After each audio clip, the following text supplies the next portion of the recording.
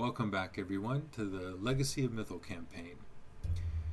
OBS wasn't defaulting to my camera, and we didn't realize it for the first 14 minutes, so I'm going to give another verbal recap here. If you don't need it, please jump ahead till you see everybody on the screen, and you won't really have missed anything. So, last week, the Flying Sky Castle continued its descent, picking up speed and hurtling ever faster towards the mountain. Luna shape-changed into a Quetzalcoatlus and flew towards Hef. Jinx tried to free Penelope, the wyvern, but found her overtaken by fear, and she bit and clawed at him viciously as she scrambled for the doorway.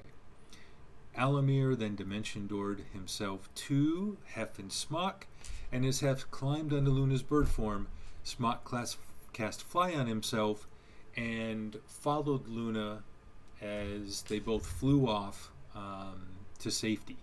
Alamir then dimension-doored himself behind Hef onto Luna's back, and Jinx polymorphed himself into a hawk and flew out of the stables towards Luna, all of them fleeing northward towards safety, trying to avoid the castle. And then the castle smashed into the mountain, rock and ice exploding outward and barely missing Luna and Jinx, but a piece of it struck Smock, and then he was caught as the floor and walls of the castle buffeted him into the side of the mountain. His armor and training saved him from being crushed to death, but as the castle and the mountain it was built on rolled away and down the mountain, the remains of dead ogres, kobolds, and a griffin could be seen within the rubble. A handful of the ogres survived and were still alive, although badly battered and bruised. Blagothkus and the two stone giants also survived, and Blagothkus told the heroes that he had found some foul magic interfering with the castle controls. He blamed Rathmodar for both the crash and the resulting death of his wife's spirit, and vowed to gather his kin from the northern lands and help the small folk in their fight against the cult of the dragon. He asked that his offer of help be relayed to the leaders gathering in Waterdeep. Then the giant forces walked north down the mountain. As the heroes searched through the wreckage, they saw Talus the White and her guards flying on wyverns and searching the rubble at the base of the mountain. They saw her scream in anger at something they found. What the heroes assumed was that probably the dead body of Glazael, the white dragon. So they hid until she left, and then Alamir set up the tiny hut for them to rest until the following morning, at which point he prepared a spell to teleport them to Waterdeep. Soon after they arrived there, they received a summons to the Lord's palace, and were met at the gate by an old friend from Hill's Edge, the harper Shua-an.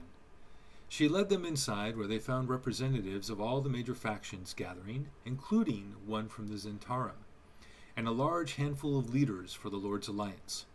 Many of the people in the room were legends, such as Laurel Silverhand, chosen of Mistra, King Melendoc of the Misty Forest, and Conrad Bronabel, 12th King of Mythal Hall, and several more. So everyone sat down, and the heroes were asked to report what they had learned since leaving Waterdeep, and they did, and shared all that they had learned of how the loot was transported and what it was believed to be the final destination, the Well of Dragons. All was going well, until the point that they were asked about the treasure and what happened to it after Glazael's death. Alamir and Jinx tried to hide the truth about the treasure they had gathered, and the deception was immediately caught by Lady Silverhand and several others in the room. There was an intense discussion about using the treasure to help the people hurt by the raids, and concerns that the heroes had voiced that the treasure would only serve to grow the personal coffers of individual council members, specifically members of the Lord's Alliance.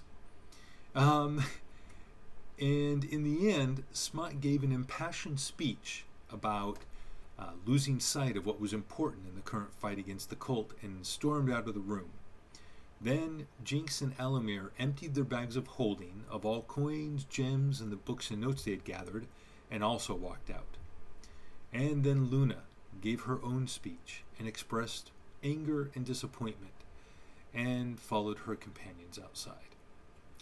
Ramalia Haventree followed them out, and the 6 of them, without Smock, walked to her manor house to talk.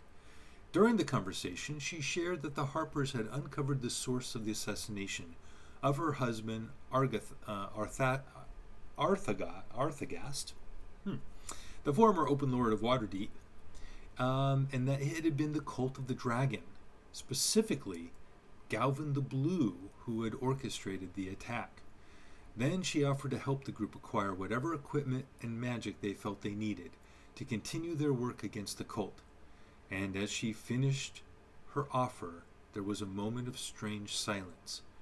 She looked disturbed by something, but not nearly as shaken as Luna, who felt more than heard the vibrations of a horn being sounded far off in the distance. And then the entire city of Waterdeep was assaulted with the sounds of dogs, birds, and other animals howling and screeching in agitation. So Ramalia Haventree then told them that she needed to research what was going on, showed them out, and upon leaving, Alamir met up with Smock, and the 2 of them went and went to find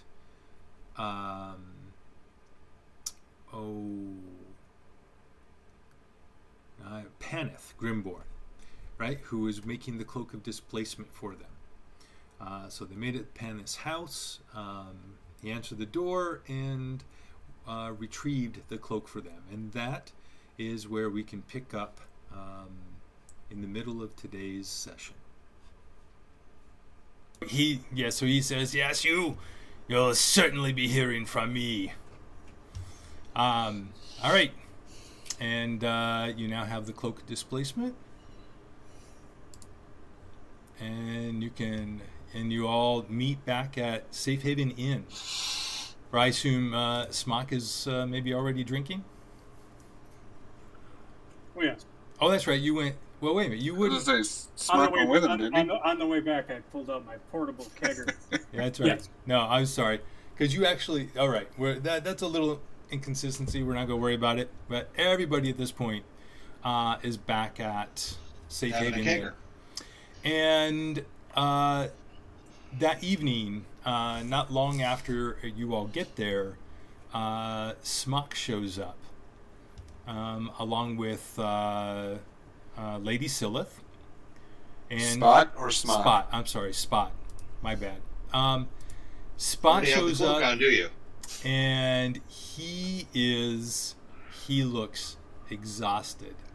So, Spot, you have been training for the last 2.5 days straight, almost, like, I think it's pretty close to 3 days that you've been gone, and exhausted but really fit. and very well trained, but you actually have 2 points of exhaustion because you have not slept or really eaten. You've only been drinking water and tea with a little bit of honey as part of your training. Okay. He walks in and... Hold on. I had some cross stuff going on. You're saying he walked into the thing and he looks exhausted. I'm going to go up to the Spot and... Oh, it's good to see you, young man. Hey, how's it going? And I'm going to touch him and cast Greater Restoration on him, giving him one less point of exhaustion.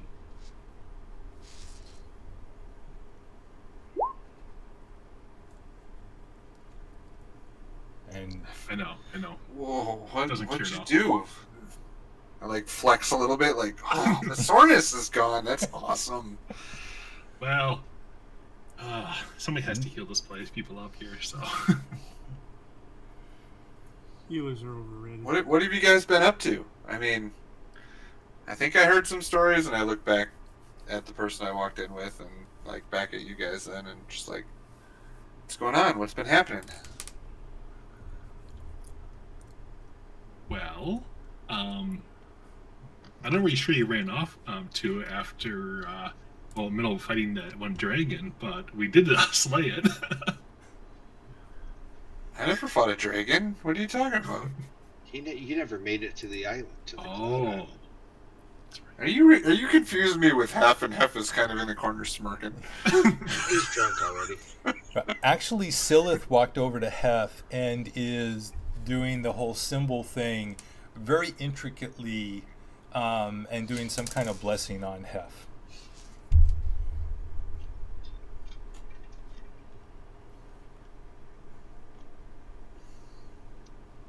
And Elamir walks up to Spot and says, I think this is something that you can use. And he hands you a cloak of displacement. But if not, I'm sure there are others.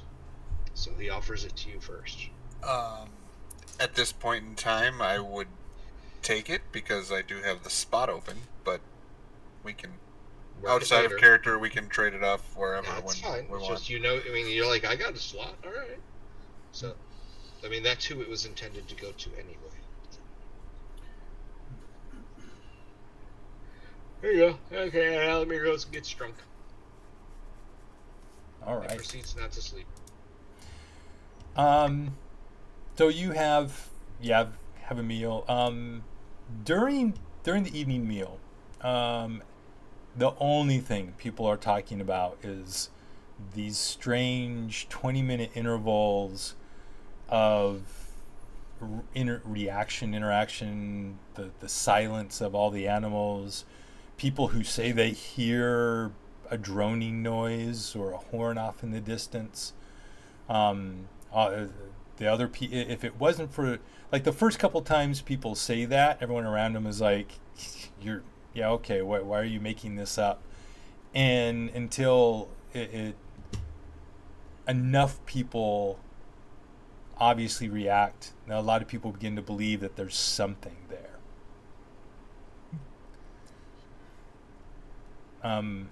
So actually, Spot, roll a perception check since you are recent to the city.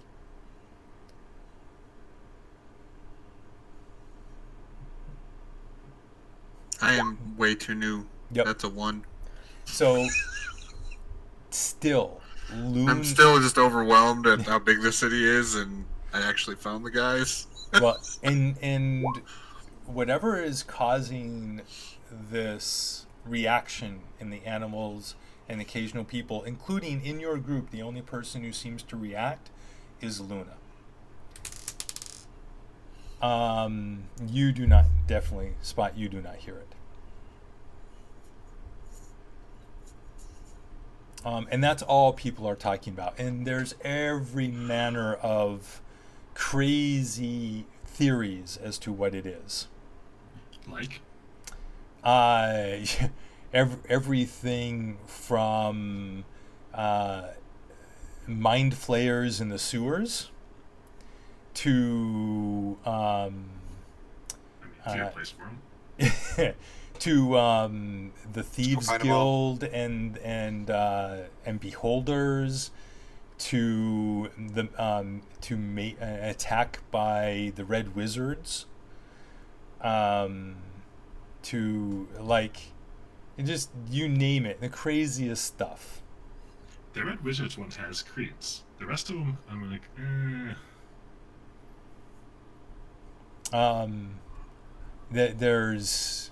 There's talk of things coming out of the Underdark through the Yawning Portal. That's not good. Be right back. Yep. Just make up a crazy story and you hear it from somebody, or somebody says they heard it from a reliable source. It was the cats. There is, just this first evening, there is at least 30 odd different rumors as to what is causing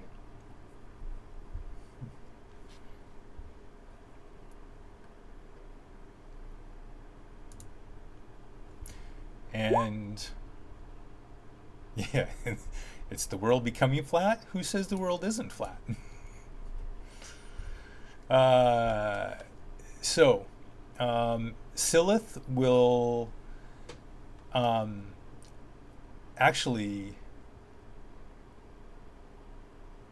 I guess we're gonna let Spots roll stand. Everyone make perception checks again. This is for something different. Whoops, that's performance. That doesn't work. There we go. I'm staying right with last week. Since I didn't get to say anything last week, you see what I put in there, by the way? What's that? Since I didn't get to say anything last week, we just ended it. That's what I've been trying to do right there in the chat.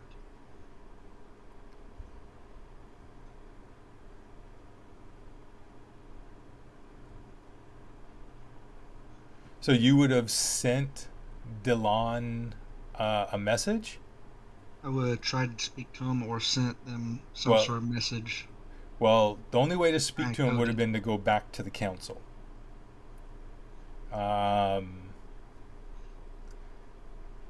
Would that even have been an option, though? No. You could have tried. If you would have tried to go back to the council, they wouldn't. They were not letting you in. Yeah. And I was pretty pissed at him, too, so.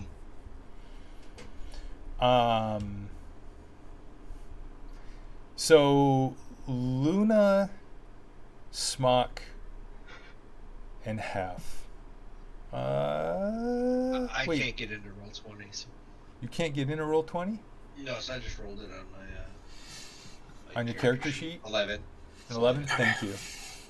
So Oh, with perception. Sorry, plus 1. So you wanted perception, here I right? can look over here. Yep, 11. Yeah, Plus so 5. Sorry, 16. 16. a 16. Yeah.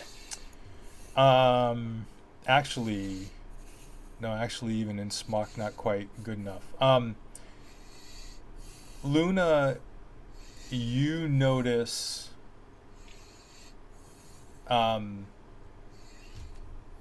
Spot, your microphone is too close for picking up your breathing. Awesome. Sorry. Thank you. No problem.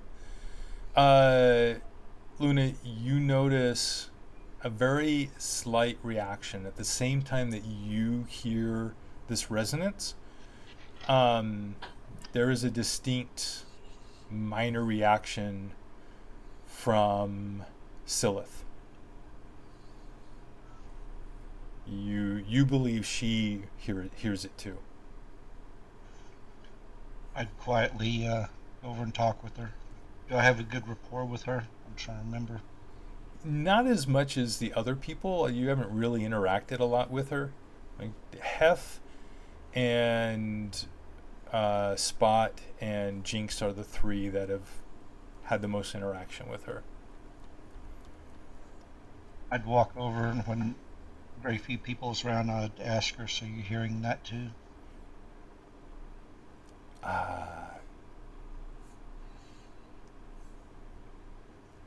It is quiet in the back of my head. Yes.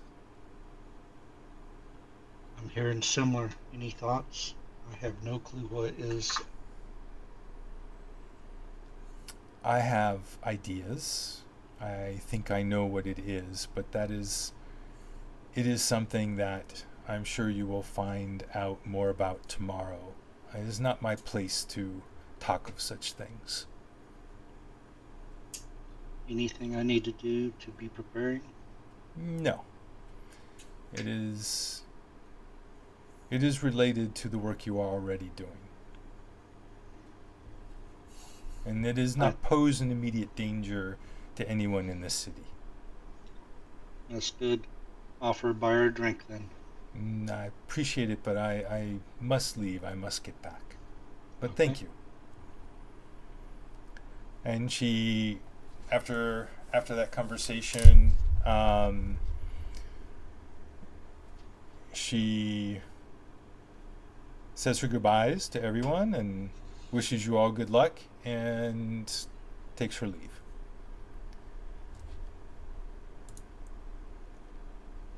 Is there anything else that anyone would want to do that evening before going to bed?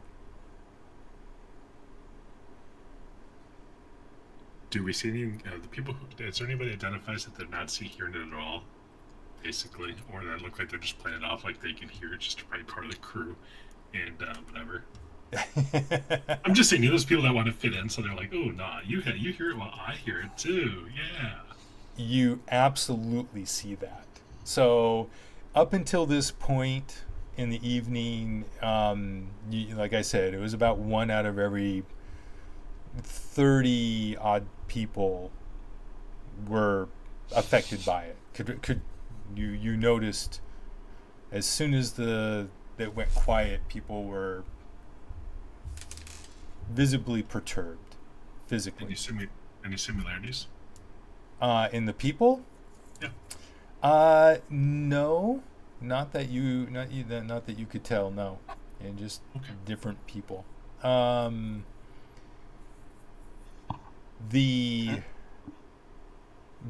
this time in the evening, yeah, the numbers have easily doubled for the people who, and you Jinx can very well tell, you and Luna, you and Luna and Alamir can all notice that the half of the people are lying when they say that they hear it. Kind of figured. Yeah. Why don't Spot you was trying to hear it so sing us- hard he laid his head down on the table and was listening, but he's out cold. Why don't you sing us a song of what's going on, Mr. Jenkins? I'd rather go to bed.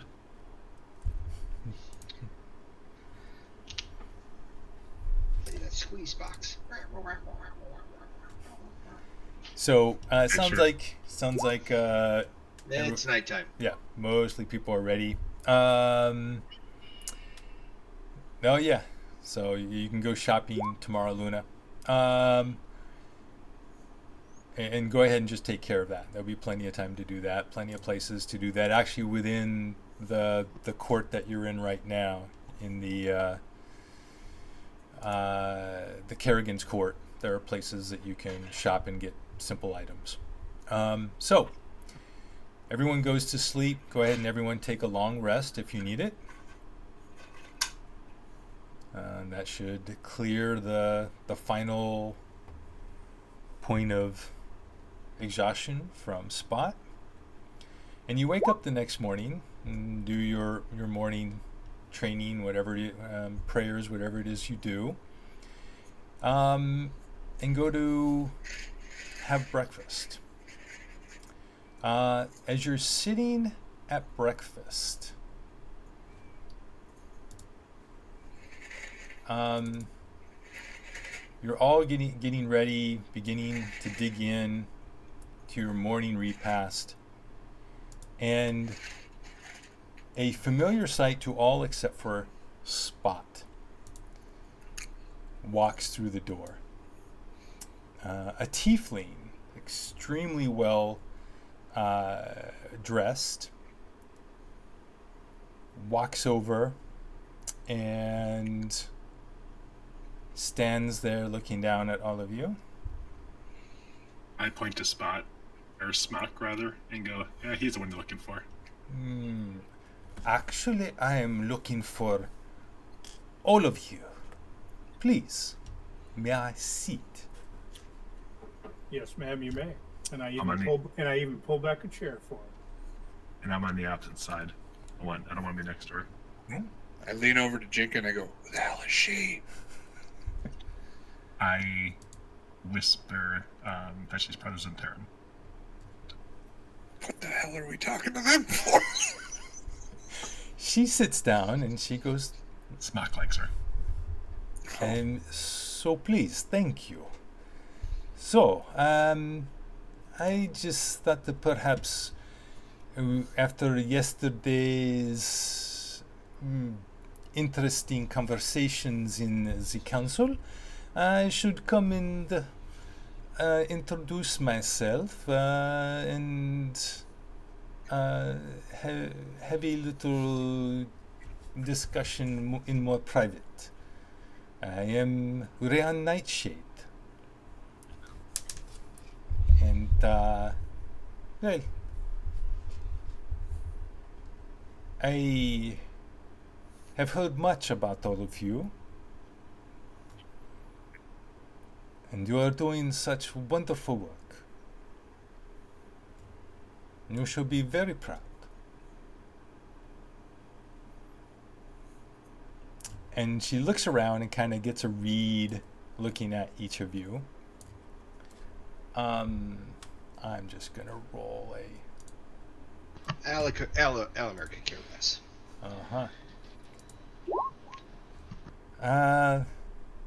Well, So what's the job? I see. Very well, I shall get right to it. There is... I do like that. I think about you, what I know. I think it was pretty obvious from yesterday that perhaps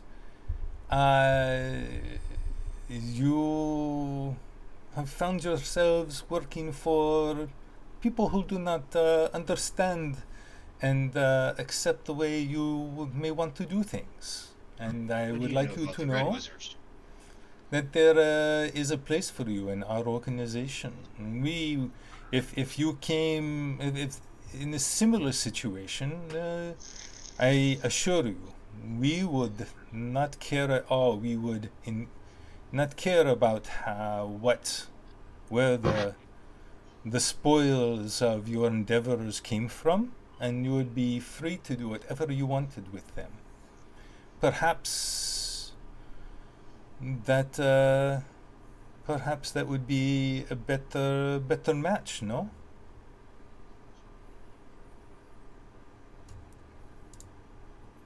Well, I see there is much distrust here, and that is okay. But I just ask you to think about what happened yesterday, and perhaps at this point, at best, you are not trusted as much as you would hope, and perhaps are being watched or tested. And at worst, you might lose your positions in the organizations anyway.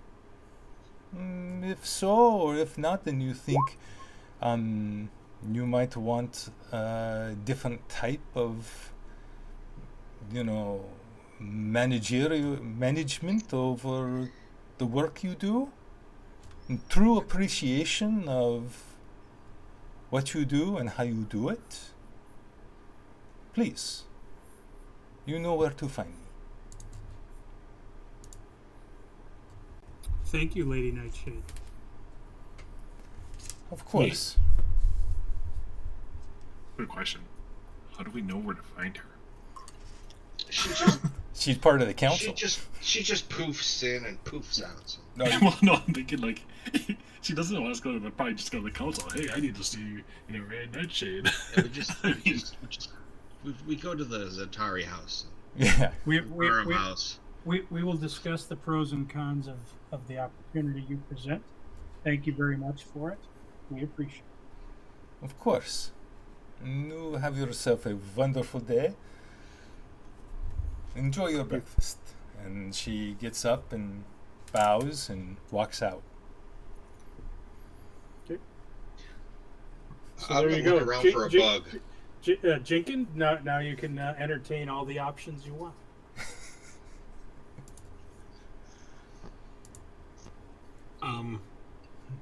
Obviously, based on the emote, and I can tell that Smock likes to keep those options kind of open. Is that how you ran into the worshipping of dragons? Oh, dragon.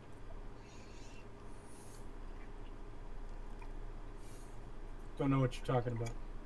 Oh, I thought Bahamut was a dragon. I'm sorry.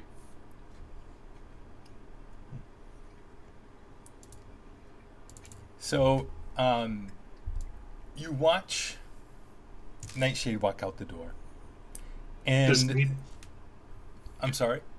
I was going to ask you, when she walks out, does anybody seem to have their eyes on us after she walked out, like they are watching us for her or something like that?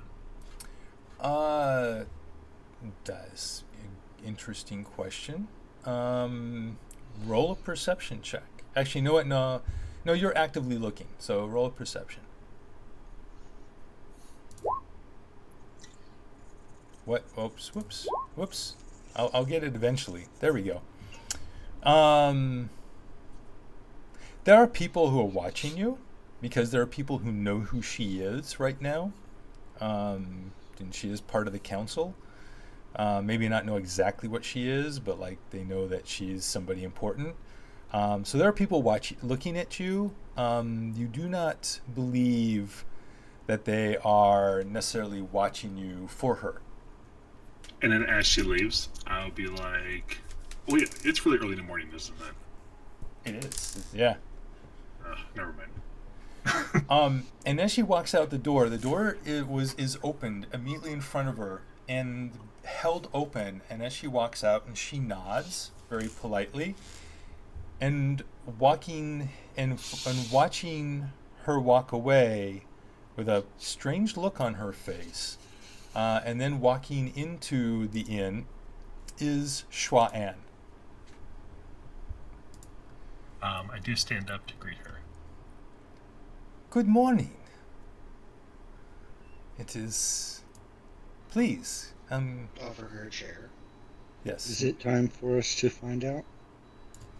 I follow suit and stand up too, but yeah, that's just normal. Oh, Spot. Yeah. I had heard you had arrived. It is good to see you again. Doesn't he look stronger? Good to see you too.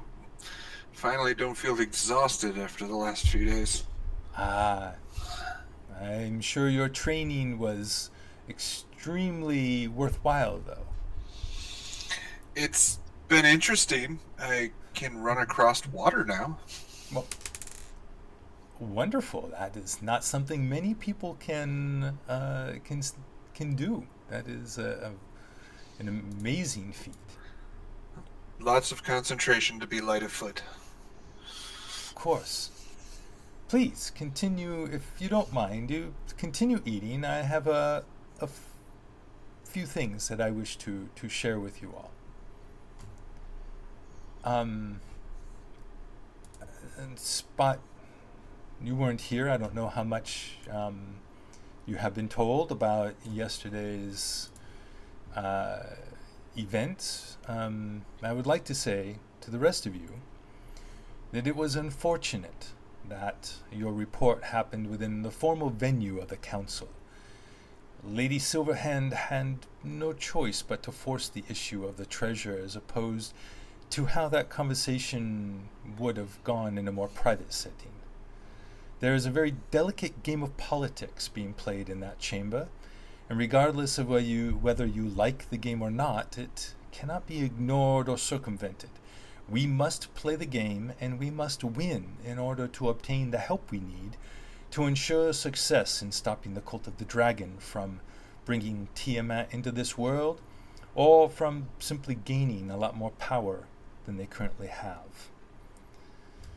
Many of the individuals at the table do not know you all, except as names they have seen on a few reports, and they see you as just another resource, tools to be used as needed to accomplish specific goals. On that note, there's one in particular that found us to be a possible useful tool. My curiosity, I give a side-eye look to Smock, so I'm probably going to upset him by saying this. Do you want us? It's Rain Nightshade, and she's trying to offer us a spot in her organization. Do you think that would be helpful to take that to help further our needs? Interesting. Not unexpected or surprising, I should say. Under normal circumstances, for one or more of you to take that up and find out more about what's going on inside their organization would be useful. But at this point in time, I think we have, well, they are in fact a willing ally, not one we like to work with, but a necessary evil as such. So your time and efforts, I believe, are best used otherwise. But perhaps that is something we can utilize at some point in the future. I nod and I have a smirk. Yes. Also, be assured that what you experienced yesterday is not a situation you will have to experience again. All future reports will be made to one of a handful of people in a much more private and comfortable setting. Primarily, you are to, if at all possible, report to one of the following 4 people directly, beginning with Ramalia Haventree,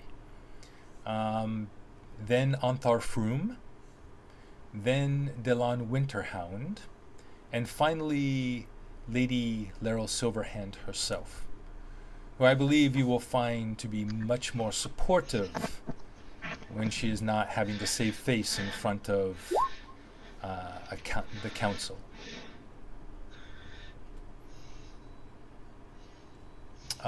And if for some reason none of them are available, or you are not able, or you are outside of Waterdeep and find other resources wherever you end up, you may also report to, I know you've met in person with Olda Ravengard of Baldur's Gate. Also, Leosin Erlanthar, who you know from Greenest, and Belhwar Thantarth, who I do not believe any of you know directly, or actually, does anyone know Belthar directly? Somebody does. Hold on. My bad here. One sec. Oh, I'm sorry. You do know him. I lost. It's a totally old name, so it lost me for a sec. Belhar Thantarth, who is the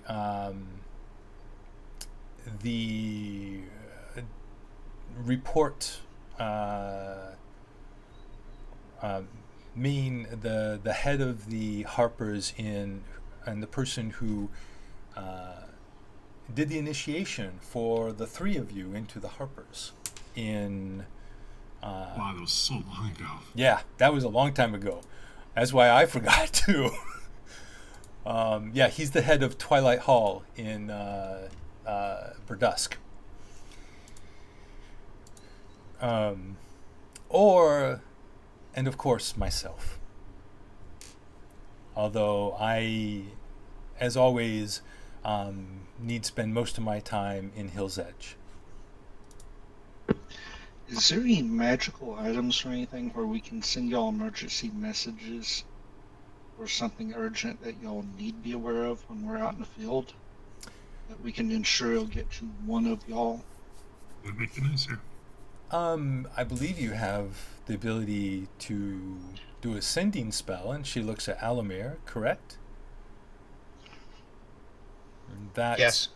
That is normally a very safe way of communicating, no matter where you are, as long as you're within the same plane of existence. I look at Alamir, don't die.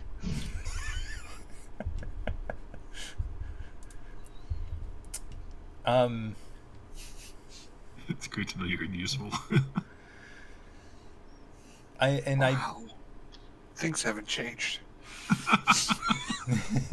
But speaking of magic items, I've heard, I do know that Abslin Minstrel Wish is going out gathering items for you all. Things that you have mentioned or that are believed that may help you now that the level of the danger that you are encountering is gaining new levels of power. And the real question is, how Big do or we bad find guys? this- What? Big or bad guys? How do we find who do we so we ran into that the little treasure trove, can't think of what I want to call it, stash, Harper stash. How do we donate to a stash like that if we're not near one? Absalom. Give it to Absalom. So you can take them in town here to Haven Tree's villa and leave them there. That is a good drop-off point. Or tomorrow you can just exchange with Absalom, of course. He always carries means of carrying around more than he could physically carry, of course.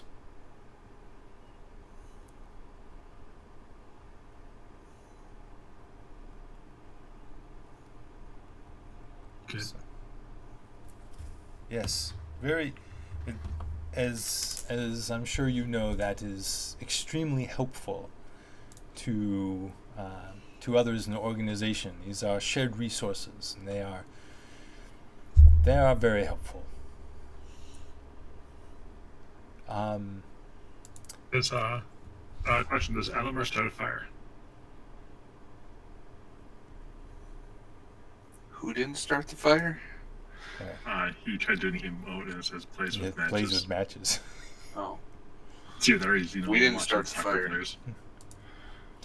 And I'm queuing up Jenkins to start. We didn't start the fire on his flute. here, and Well, it's actually a loop, but yeah. because I don't have the there's the list of names. Sweet, because I was like, wait, what? Yes, I know. So It was a then big copy list. and paste that into their notes. And I didn't want to make yet another note just of those. Because I we got have it. dozens of notes. I got it.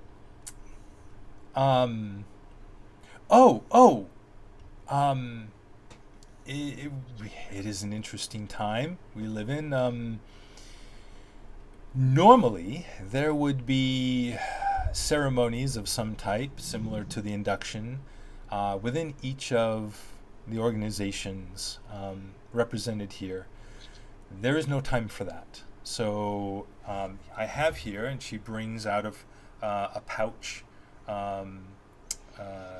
within the robes that she wears. She pulls out these various pins and emblems that look similar but more elaborate and larger than the ones that you wear as emblems of the Harpers, the Order of the Gauntlet, and the Emerald Enclave. And she passes them to each of you, and if you can upgrade, if you haven't already, your magic emblems, your symbols from the lesser to the greater, which don't require attunement. Oh, they don't? Nope. No, they don't. But The last one did. the lesser ones did. The greater ones don't, but these, and a lot of greater ones do. These don't because they actually attune to your essence, which means that if you die while wearing it and attune to it, your spirit resides, at least temporarily, within the pin. And you can speak telepathically to anyone else who puts it on. It's a weird kind of thing, but that's one of the ways the magic it's so powerful. To force damage and immunity to magic missiles, guys. Yeah. Where do I pull that into my sheet? So if you because you have the other special item. I know you already should be able to see it. Just go to inventory and add inventory and type in. Yeah, go to your inventory tab, click on manage inventory, and then just type in Harper. Or type in greater. Well, his is actually Order of the Gauntlet. So just type in greater. So Gauntlet would work too. Yep. And you said I had one for Emerald Enclave too? Yes, you do. So I get the super great one, right? Yes. There is one really cool thing that they all do.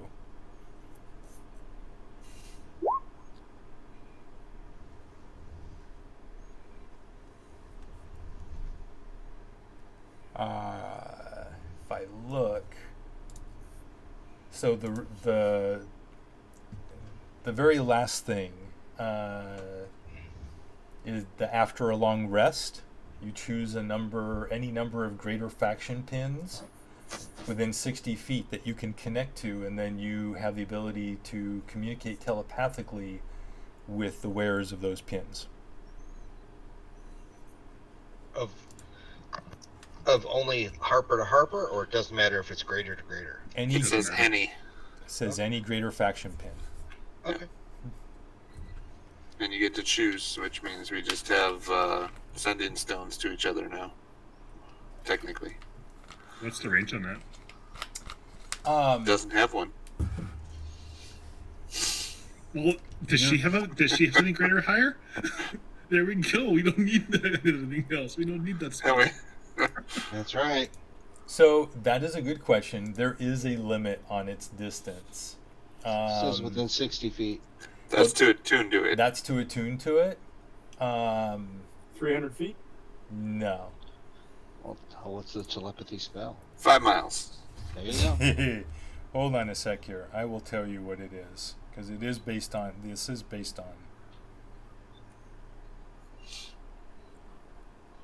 Love how we all take it to the extremes, you know. Mm-hmm. I didn't take it to extreme. I just said 5 miles. I went to 60 feet. This plane of existence? I mean, ascending stone is, basically anything on this plane. Well, I gotta tell you, no. What it's based on, it's anything on the same plane of existence. It is. That is exactly what it is. No. So if we attune to it and choose Shah-Ans or whoever's when we're there, then we can talk to them without having Martin waste spells. After long rest, yeah. As long as we don't go take a long rest afterwards. Honestly, that would be the smartest thing to do, just to have... well, no. You can still take a long rest. You can do it every single day. The reattunement. So if you're already attuned, it doesn't unattune. But wait, how is it written? After a long rest, choose any number of greater faction pins within 60 feet to connect to the gates. Right. Communicate telepathically to wearers until your next long rest. Until the next long rest, so yes. And then the next morning you do it again. So you just keep taking short rest. But if and stay talking to that person. But if it's like Shua-An, then you basically only get it for one day. Why can't you just say? And if she's traveling, if she's there the next morning, then yes, you can. What does it matter anyway?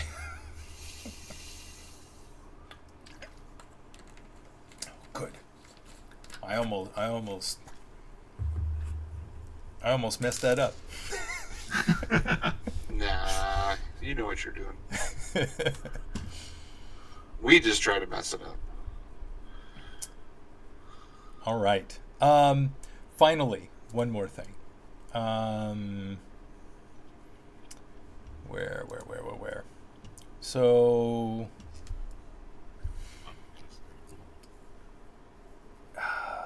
she gave you your new pens. Actually. So, I also wanted to say, in relation to what happened yesterday, to remember. I'm sorry? I'm just saying I'm sorry. I should have just been forthright right away, but I don't trust them. I understand. And I just want to just say that just keep in mind that all life is connected. each of us travel our own path to reconnect with the source. Lady Haventree sees in all of you what I saw in you four as children growing up in Hill's Edge. And we believe that you have more than just a simple role to play in the fight against the Cult of the Dragon. Just stay connected to your hearts, to feelings of compassion, kindness, hope and joy, and love, and you will make the right decisions and succeed against the cult, reducing the pain and suffering in the world brought about by ego and ignorance of how we are all connected. And know that if you do, so just so it is clear, as I remember this coming up yesterday, if you end up fighting dragons at some point within their lair or otherwise in a situation that they are not guarding any of the coin and items taken during the recent cult raids, then absolutely you can take whatever treasure you want and use it as you wish. Fair enough? I mean, that is how these things normally work, and it is only this unique circumstance that It just struck me wrong when certain people cared more about coin. That's not what we was worried about. Well, it was the Lord's Alliance. And yeah, just make sure it gets where it should have gone, well, which is what we would have done when we had time to do it. Alamir and Jinkin, I am sure, know quite a bit about Silvery Moon. And if you know Silvery Moon and you know how advanced it is in terms of its support of people of all walks of life, all backgrounds, that is the work of Lady Laurel Silverhand. And now it is furthered by another person sitting on that council, by Tern Hornblade himself, who now rules the city. And those two are directly in charge of how the reparations are going to be handled, including, although he is Lord Neverember tried to make a case for saying that the treasure being transported to Castle Neritar interrupted and hurt the efforts to rebuild the road between Neverwinter and here, and so they should get part of the treasure to help with that. But all actually believe that it is far more likely that the cult actually helped deliver more goods and workers for the road reconstruction than would have happened otherwise. And thus Neverwinter, Lord Neverember, will not see a single copper of that treasure. Good. If you trust it's going to get where it needs to, I trust you. You mind if I bring something else up, though? Of course. Immediately after, something hit me. Subconsciously, I could hear, and I can see a few others have been hearing it. It's been going on over 20 minutes or so. Do you have any insight into this? I know. Yes. And that is why you were rushed out of the villa last night, and it has been the only thing that the resources of our organizations and the council has been trying to do, is to figure out what is going on and if it is in any way related to the Cult of the Dragon. We hope not. But as of right now, well, we do know some. And I'll she's looking you. around and she's like, 1 second. I'll trust you'll get it to me when you can, when we need. she says, you have rooms upstairs, correct? Could we... Somebody has a tent too. Yes, could we go up and perhaps, Alamir, you can create some privacy for us? Of course. Excellent. And so she goes upstairs into whatever room is large enough, has room to for Alamir, for you to put up the hut, and she joins you inside. 10 foot by 10 foot, yes.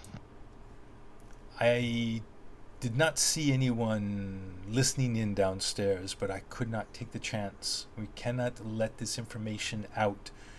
It would cause panic in the streets, and it is best that perhaps certain rumors be encouraged until such time as the truth can be revealed to the general public. But yes, we know what those resonances are. It has been revealed to us by certain friends, allies of ours, that it is an ancient artifact known as a Draakhorn. Like an actual horn.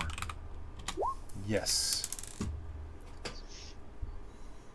So,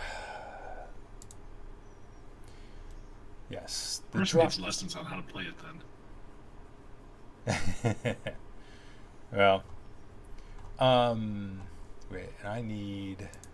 Give me 1 sec here. Right, they're totally out of tune. Was that A minor? Right? I mean, come on. Not everybody's even hearing it.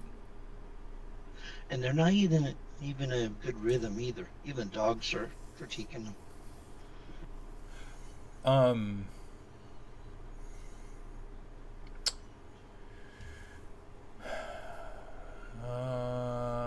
I just want to find the information, which is not here. I'm doing this kind of out of, not the way it's written. It's all Sorry. normal. What's that? You say you're not doing the way it's written. It's all normally. Normal. Yeah. Yeah. I wonder if they're going to attack the giants for Let's do this. double-crossing them. Here we go. So she says, so, what we know of the Draakhorn, it is an artifact of great power created in millennia ago. It was once the actual horn of an ancient red dragon named Ephelomon, who was the consort of Tiamat. So, and Do I know that the name of that fellow? Whatever. Ephelomon, go ahead and roll. Just make a history check, general history check. Not a clue, man. I completely missed that class. Yeah, it was not. Like this is really esoteric stuff. It is so. It was given to the dragons to help them in their war against the giants. So that's how old this is. It was before. It was during the times when the giants and dragons fought for control of the world. So you're going to tell us where it is, or you think the giants may know where it is? Because we may have it in there. Well, we do not know where it is. We cannot tell where the sound is coming from.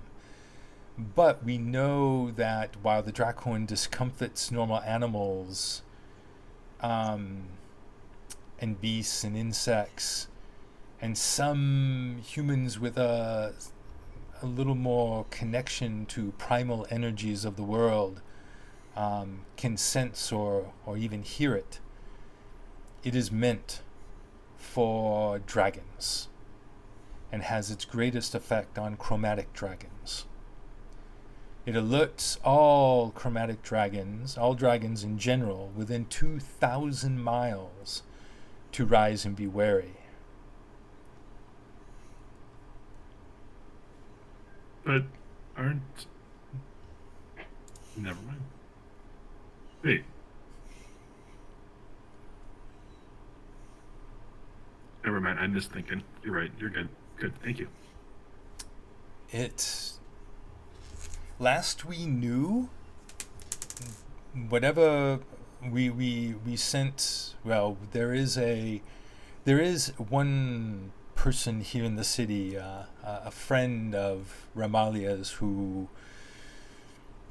is a sage of sorts on such things, and sent word and contacted other friends within Candlekeep, and we believe that last we knew it was somewhere in the far north,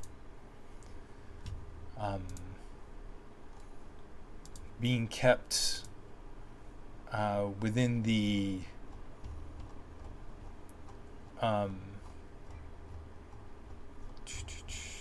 Sea of Ice. That is all we knew.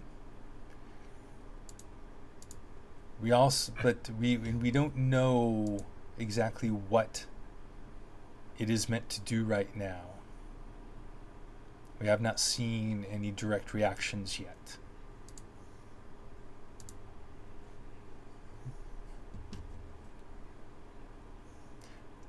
Though I am fairly certain that any chromatic dragons, I can hear it,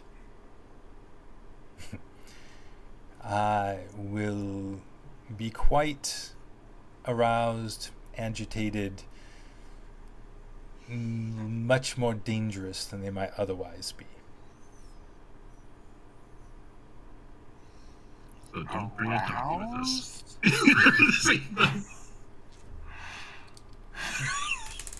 I'm like, don't bring the donkey with us. Donkey, we're going on a trip.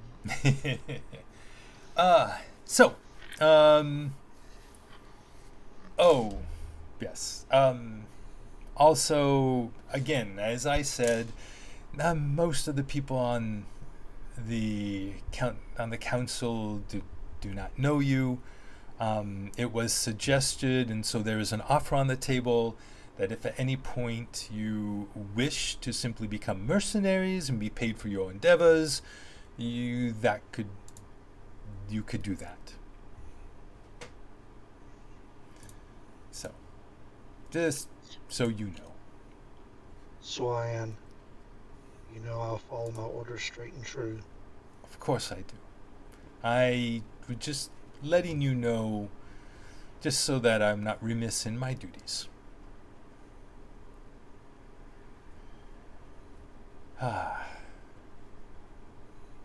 Well, that's all I have for now. I know that there is a lot of research and communication being done. If you happen to learn anything or think you might figure something out from your time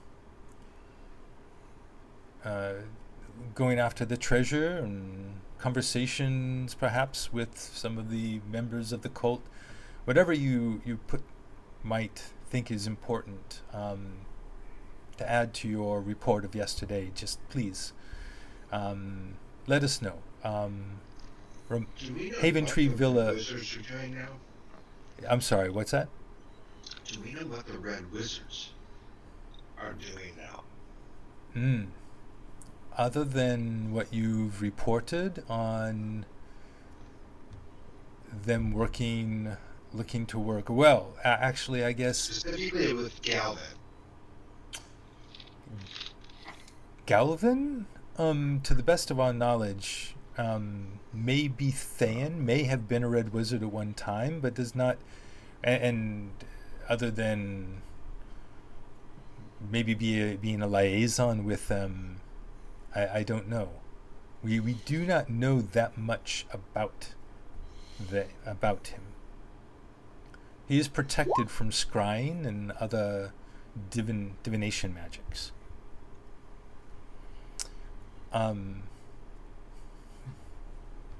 So.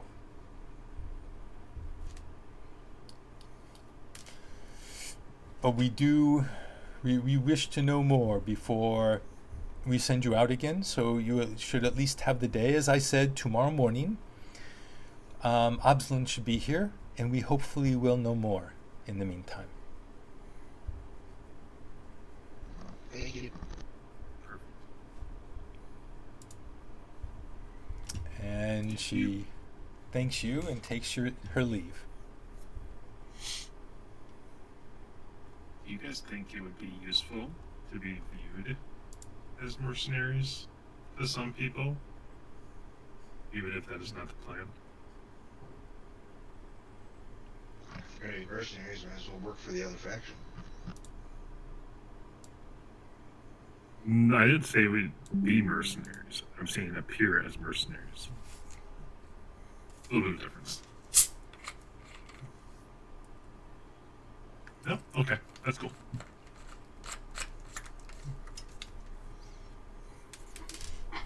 All right. So Smock, he's thought it. He didn't say it. Anything specific you want to do today? Ooh.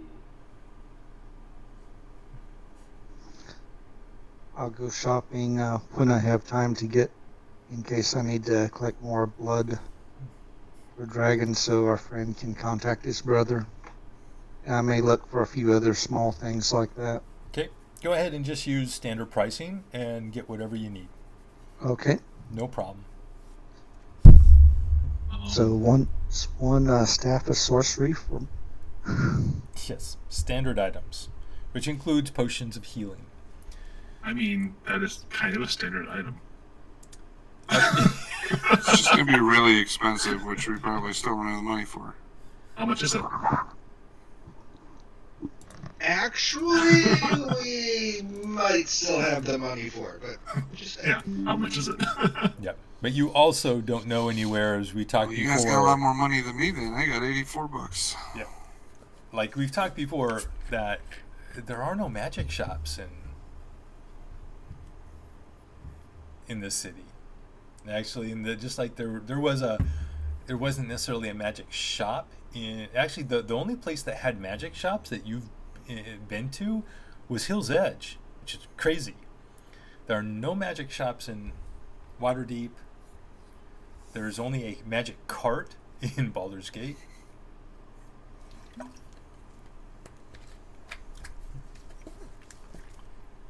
The chosen of Mystra are falling down on their jobs. Right.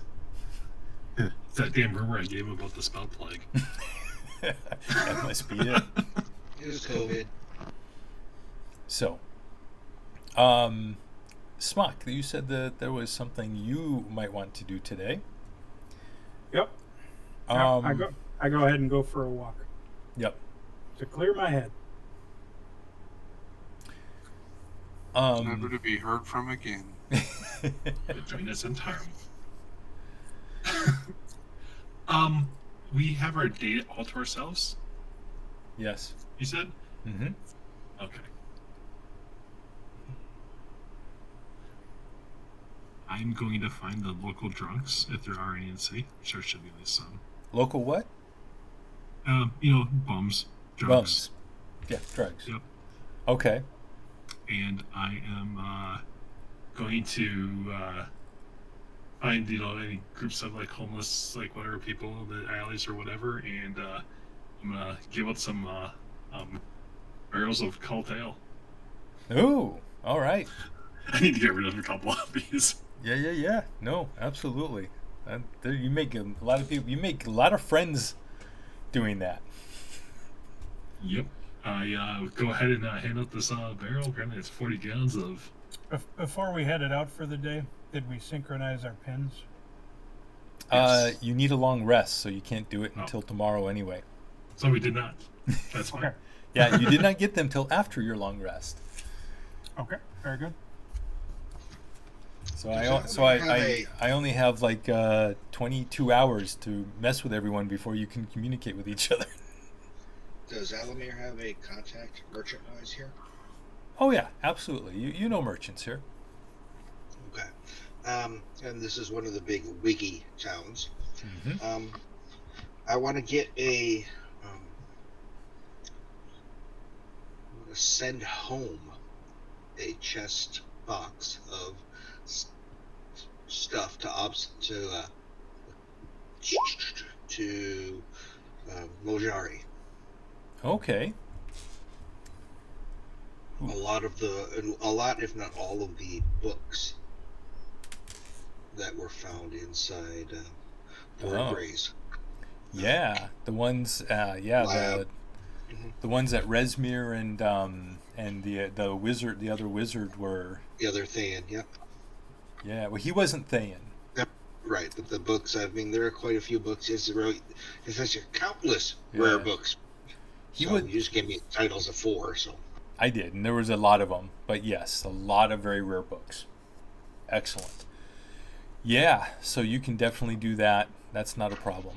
Arrange to have them sent home. Okay. Are we really planning on heading up north? We don't know. Where do chromatic dragons live? Well, everywhere. Up north though would be white dragons. Sea of Ice, right? Yep, Sea of Moving Ice. Yeah. And actually, so anyone proficient in history can make a history check.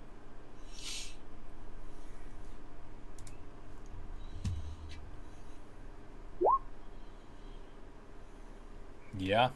Oh, yeah. Sure. I don't remember anything.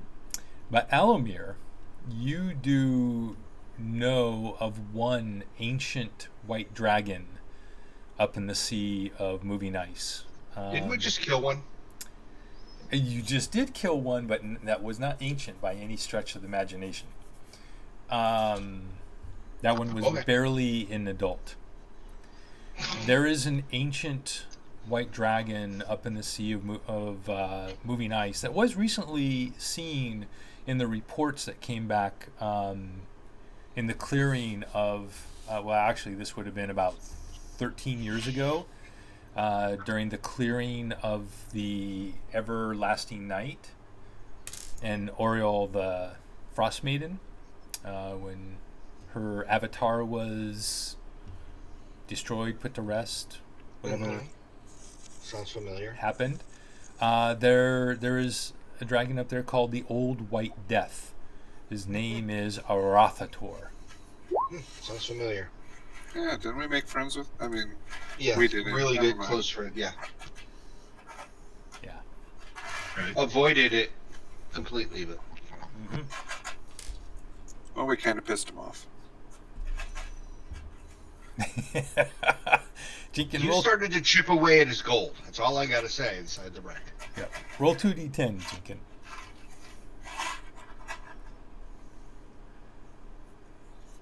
You roll 2 10s, you got it. Nope. No. They'll keep a lookout for you though. Yeah, they'll definitely keep a lookout. Not that anyone probably know what it looks like, but furred boots. You say furred boots, and like, yep, they're looking for furred boots. And in this area, the only person that would wear anything like that would probably have something magical. I bring them back furry boots, but they're definitely not magical. That person has cats. I can see the cat fur all over them. Well, I just rubbed the cats on him. I thought that's what you wanted.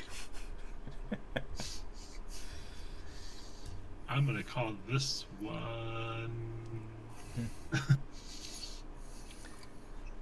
All right. Smock, let's do it, shall we? Yep. So, Smock, you make your way to the council, where the council chambers are being held, which is the whatever it's called. It's the High Lord's Hall, the main keep. And they don't let you in, but they are very polite. The guards at the gate are very polite, and they send a message inside. And after a while, Rhea Nightshade comes walking out, and with a smile on her face, and comes to greet you at the gate. All right. Hello, Smock. Well, hello there. By the way, my full name is Zemsta Smock. Smock is actually my last name. I happen to have a twin brother named Furia. And long time ago, he was kidnapped.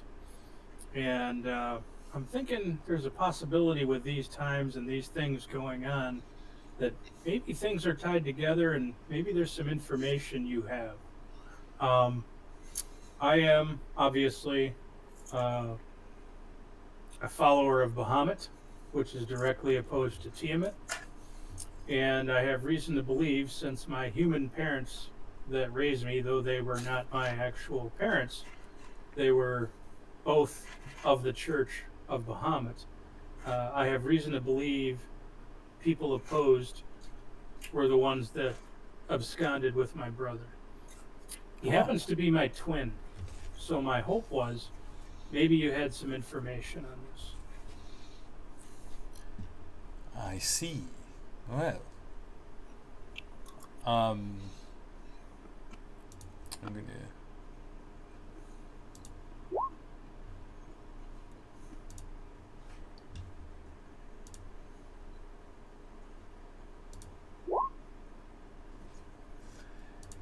I must admit that your brother's name is not one that I've heard before, but I can see what maybe perhaps some of my contacts may be able to find out. And when it comes to the Queen of Dragons and her associated groups, this is the first that I at least, and those close within the organization has dealt with them. So I can only say that I will check it out. I will see what I know. Perhaps if I find out something interesting, we could at least make a trade, no? That is in the realm of possibility, yes. Very good. Trade you have. I will do my best to see what I can learn. And what information is it that you're seeking that has value to you? I do not know. I would have to wait and see what I can learn and what its value may be to you. And also talk to my superiors and see if there is perhaps see what they want. Okay, very good. Excellent. Well, we shall talk again. Yes, we shall. Thank you. Good evening. And good evening to you. And she turns and walks back inside.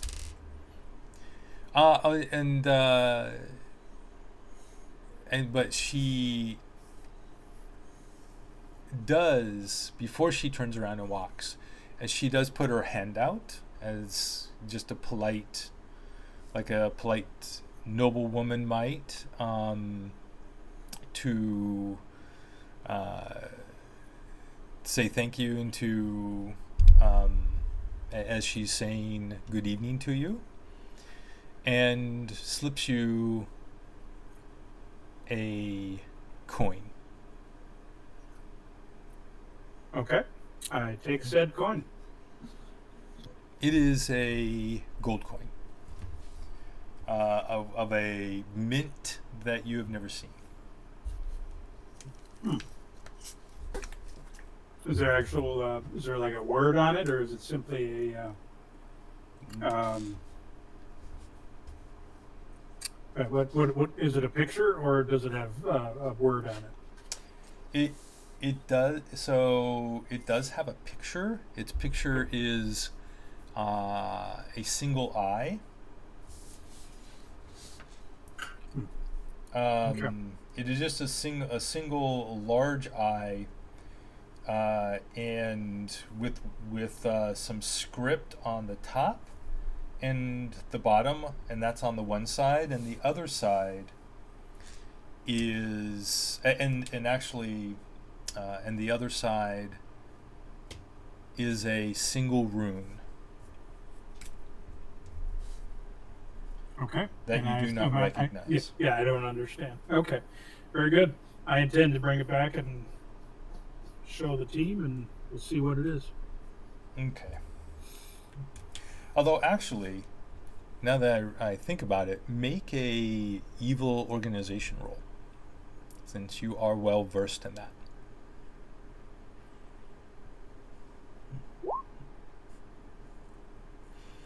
Not quite good enough. It's not something you know that there. So what you do know is that there are coins and tokens that are used as entry into certain places, hideout, safe havens, meeting houses for the Zentarum. You assume that's what this is, but you do not know specifically what it is, what it's for, Okay. or where it's for. Okay. Thank you. Mm-hmm. Yep. So I do rush back to the gang, and if they're still out and about, or some are available, in particular Alamir, I would want to talk to him or them. I don't know the turnaround to ship to box the stuff off and send it to Mahari. Sorry. However long that takes time, I don't know. In time with You're kind of breaking up a little bit. Alright, is this better? There we go. That's better. Okay. What I was saying is I don't know how long it took me to go to one of my merchant. You knew right where to go. Friend of your father's in this city. Okay, then I would have just gone back to the end. There's nothing else I need to do. Yeah. So I don't know how long it would have taken Smock to do his thing. So you arrange whatever, and then did Luna finish up Luna stuff? Yep. Okay. Oh, I walk over and I hand you a leaf and I ask you, can you get this mail to my family too? Oh, never mind. I turn around and walk off. I roll it into a cigarette. No. You realize that was poison ivy, right? Yes, it was. Good thing I got healing potions. All right. Nice. And I have advantage against poison. So, I don't know. Does Spot need to do anything, or Jenkins? Anything more than just hang around the? Well, Jenkins was getting a bunch of. That's right. He was getting bums drunk. Getting bums drunk. I mean, somebody's His got words, to be nice not to him. mine. And I don't know what Spot was up to. Can I see if those two are maybe Meditation. Let's say, do any of them know where anybody in town may have a Ring of the Winter? I'm kidding. Oh, yeah. They've all heard of it though. There's been lots of bards, when they were younger, bards in this city were singing about the Ring of Winter all the time. So, Spot does have a history in this city of his usual helping urchins. Yep. So, All right. While he's getting them drunk, I'm moving the kids out of the way and helping them. Oh, no. So throughout the city, throughout the day, the interruptions become just people. You can almost use it as kind of like a watch or a timepiece, counting the number of interruptions, like 3 per hour, that happen when the Draakhorn sounds.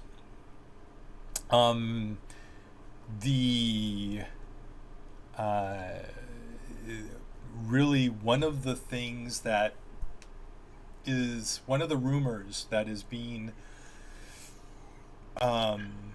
rising above the rest in terms of this being possibly the most likely is the one about magical powers coming forth from the Underdark through the Yawning Portal, and coming up through the sewers and stuff like that, and just emanating from deep under the ground. So people by the end of the day, portal nastiness. Yeah. So people by the end of the day are kind of talking all these now crazy stories about the Drow are going to come, or this or that, from the Underdark are going to rise up and be coming out of the sewers, and people shouldn't be out at night. If I hear that, I'll try to throw in things like, I think that the owner of the Yawning Portal might be, in cahoots with those Underdark people too. No, you should start a song about the Underdark is coming up to find the Ring of Winter so that they can have cooler caves.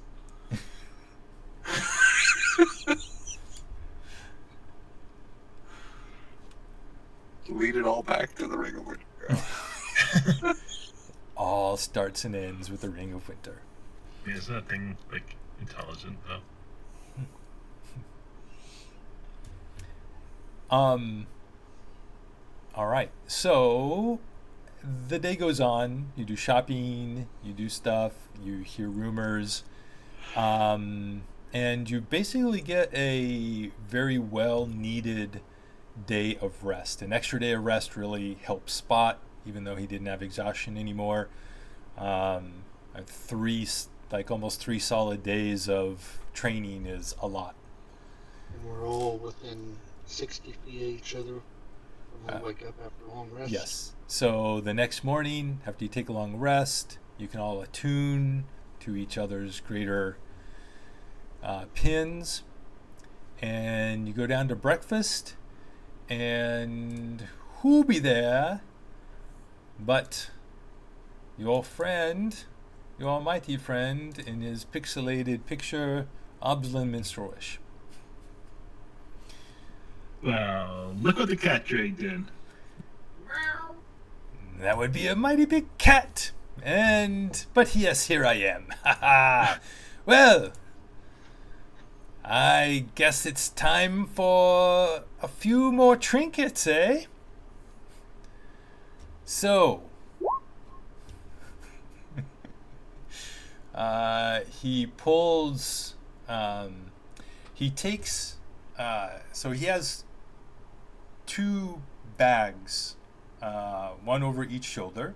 He takes one off and throws it on the table, and pulls a piece of black cloth out from under his belt, and tosses that next to it. It's a folded piece of black cloth.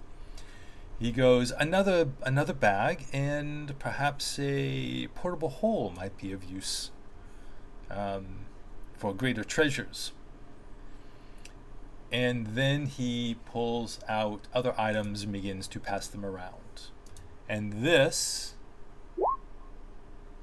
okay, how come, not visible, show to everyone, yes. There we go. So that is the list of items that he hands out to people.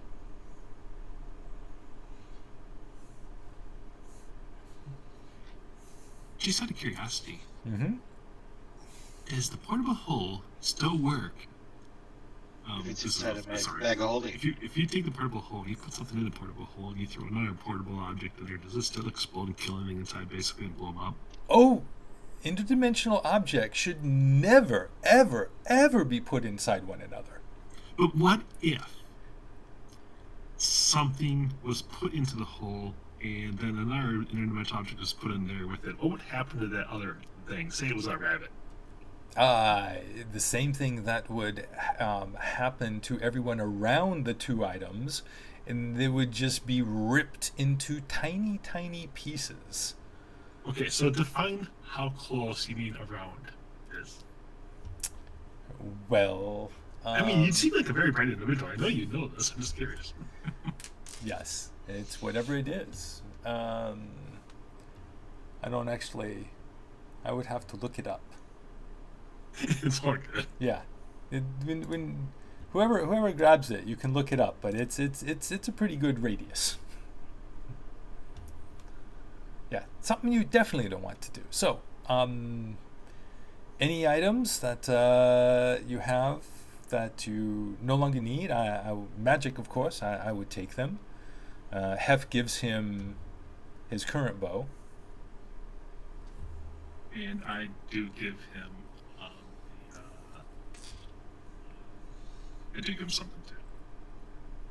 Yeah, and I'm gonna give him something too. Yep, no problem. Sorry.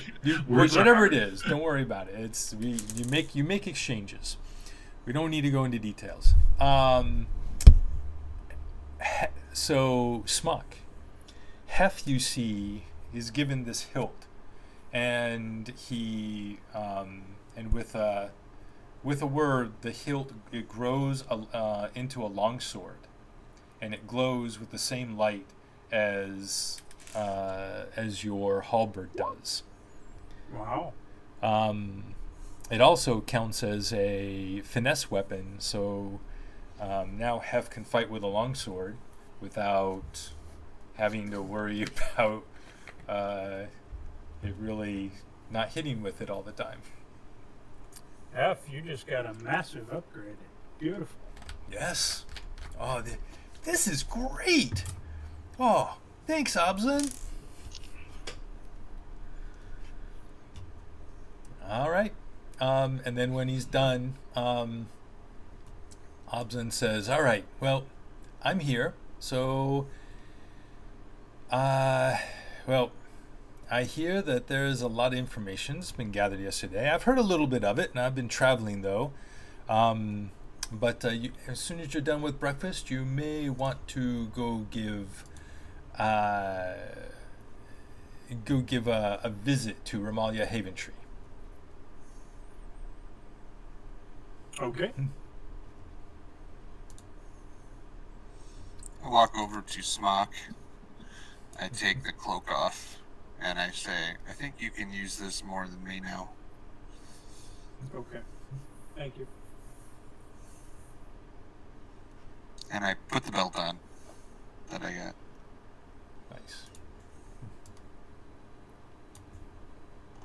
All right. I do put the glaive of warning into Obzlin's inventory, saying, I believe I got this from you in the first place.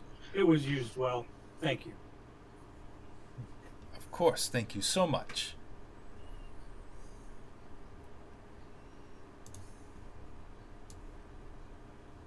And then he takes whatever anyone else wants to. Not that person.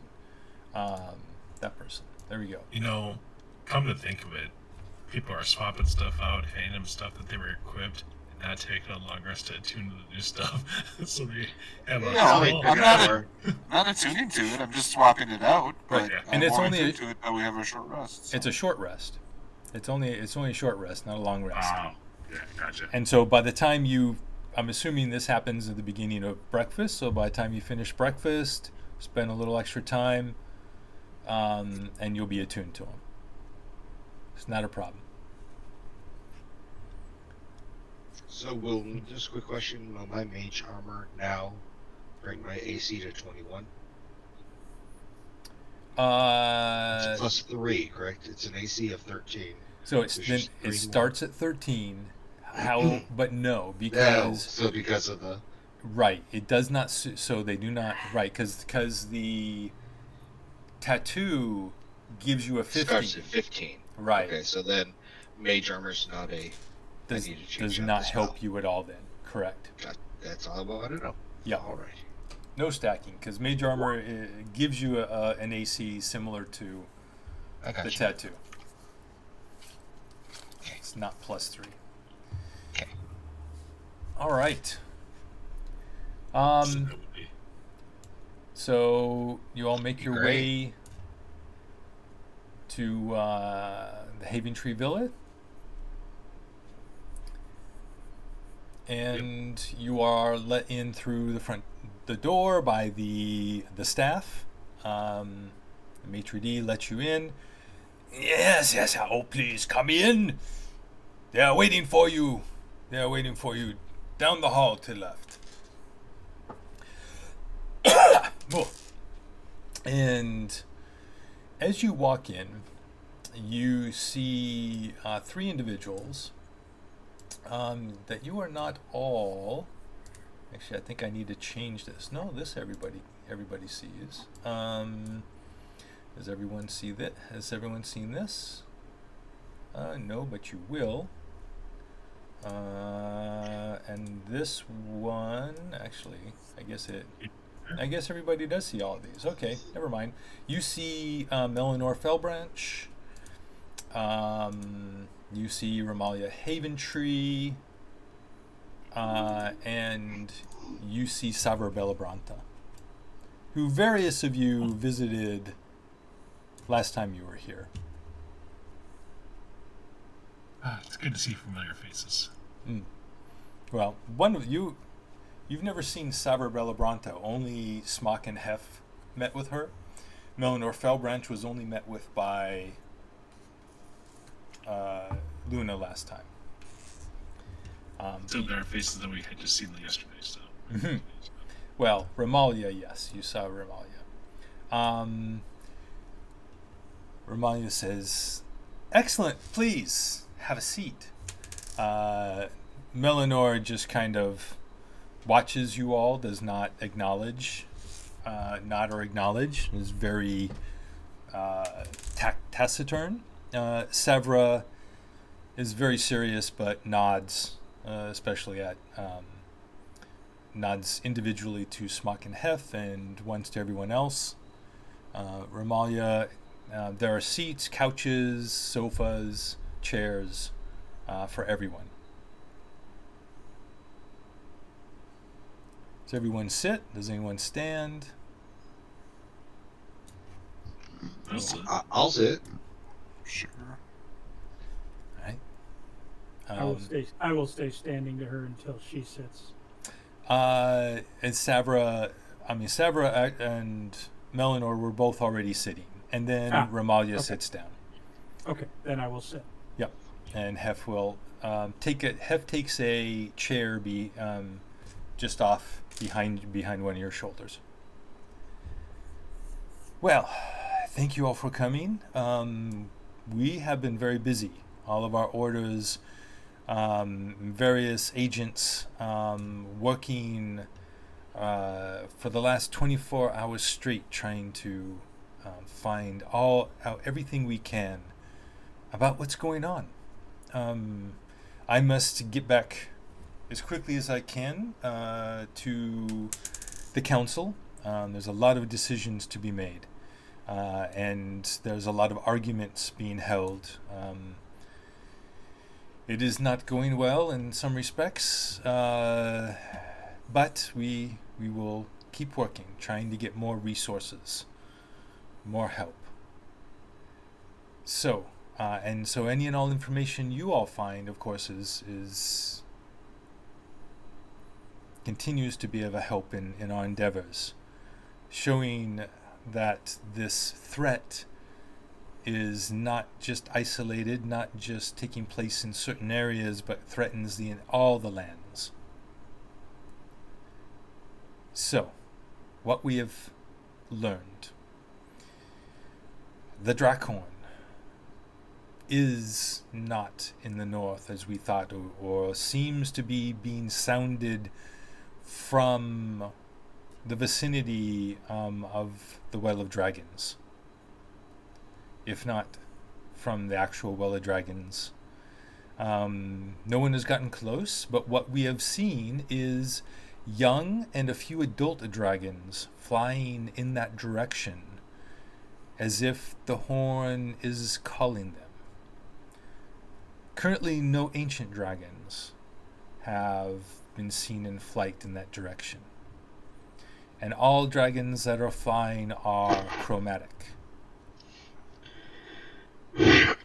We have reports from a few agents to the south in Cormyr, a couple who are around the Sea of Stars to the east, and many from around here in the west and to the north. And that has given us the ability to triangulate and determine that the Well of Dragons is probably the source of this resonance. We also have learned and pieced together much from the books and scrolls of Rathmodar that you recovered from the castle.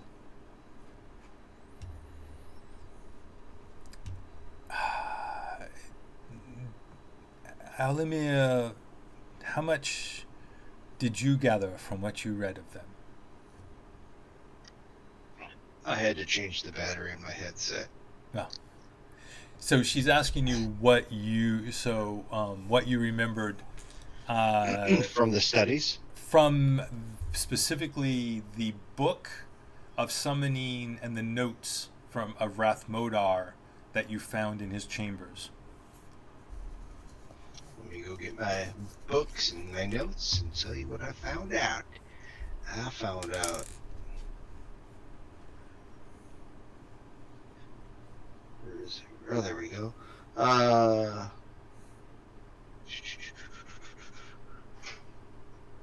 So, Internal Fan and Ancient Elvish, Mythal Guardians. Is that the books you're talking about? Yes, that's the book.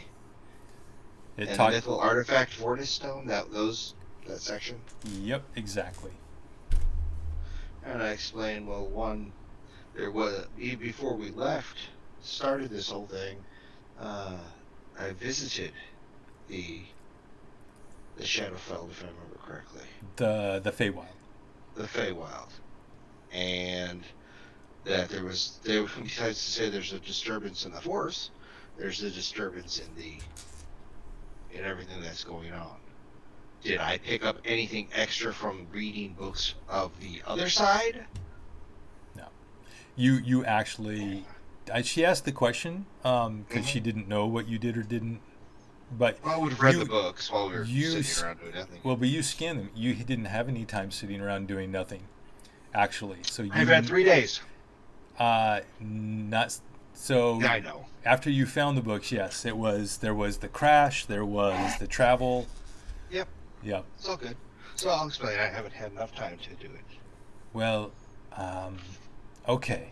Then here is what we found. So the book is about summoning, is about opening portals to the Nine Hells. And it is the basis for the notes that we found that Rathmodar wrote, outlined the specifics for a grand ritual that could open a large portal large enough perhaps to drag the entire citadel of Tiamat through to our world. But just dragging something from another world does not give her the ability to reside here. It needs to break a connection. Breaking a connection means paying debts. Paying debts in hell means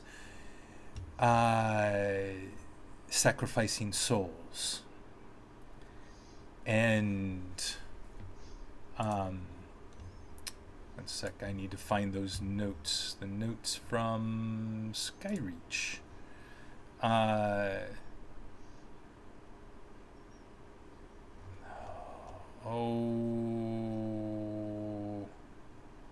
Sorry, it's not in here. It's actually in...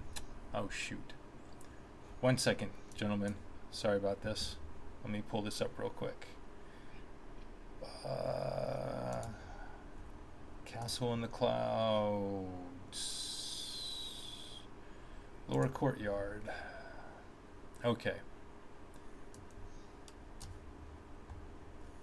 So.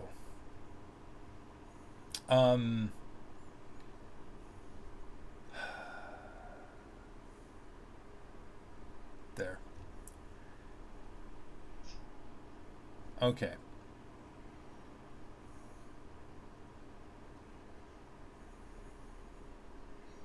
All right. So the book Beyond the Iron Gates.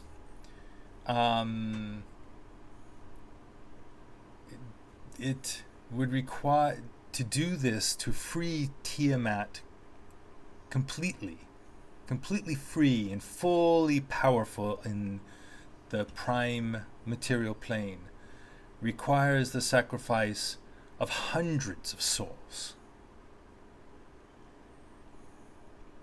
The details of the ritual make it clear this is something that requires enormous preparation and expense, but the actual magical formulae and chants were not part of these notes.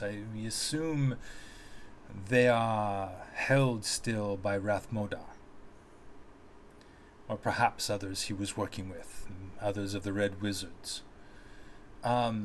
It does, however, provide a timetable, or it also does not provide a timetable for when they can attempt the summoning. Nor does it mention the significance of the treasure that they are amassing for the ritual. But the notes about the Mythals are quite clear. With the use of the Mythals, the magic could be switched from the Feywild and the Shadowfell to the first level of Hell, and therefore used to complete the sever of Tiamat's connection. It would make it that much easier, that much quicker. With those items, they could bring her into this world immediately with all of her power intact.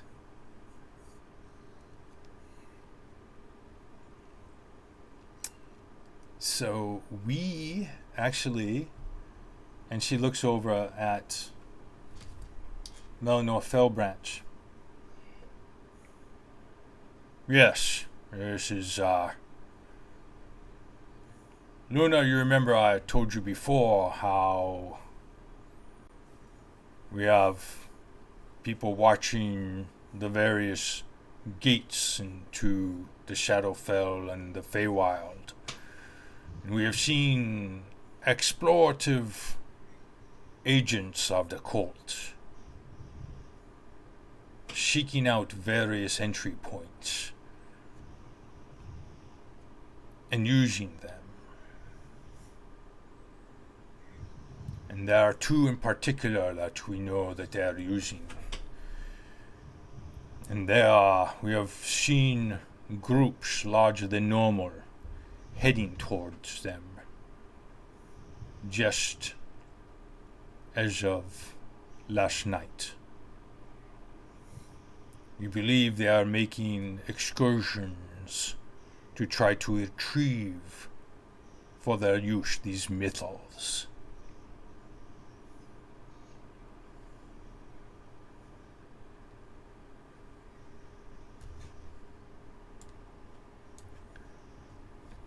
Yes. Well.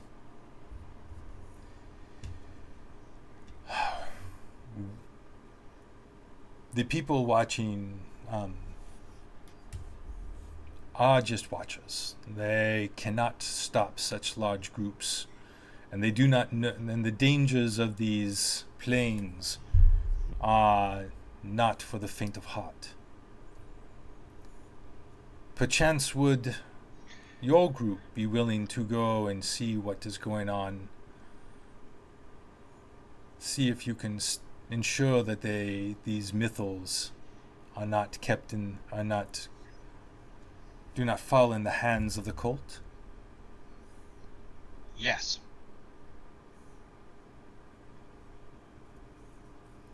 Yes? Well. And is there any portals my friend Alamir can learn to scribe so he can port to them to bring us there quicker? So. To help us move around quicker?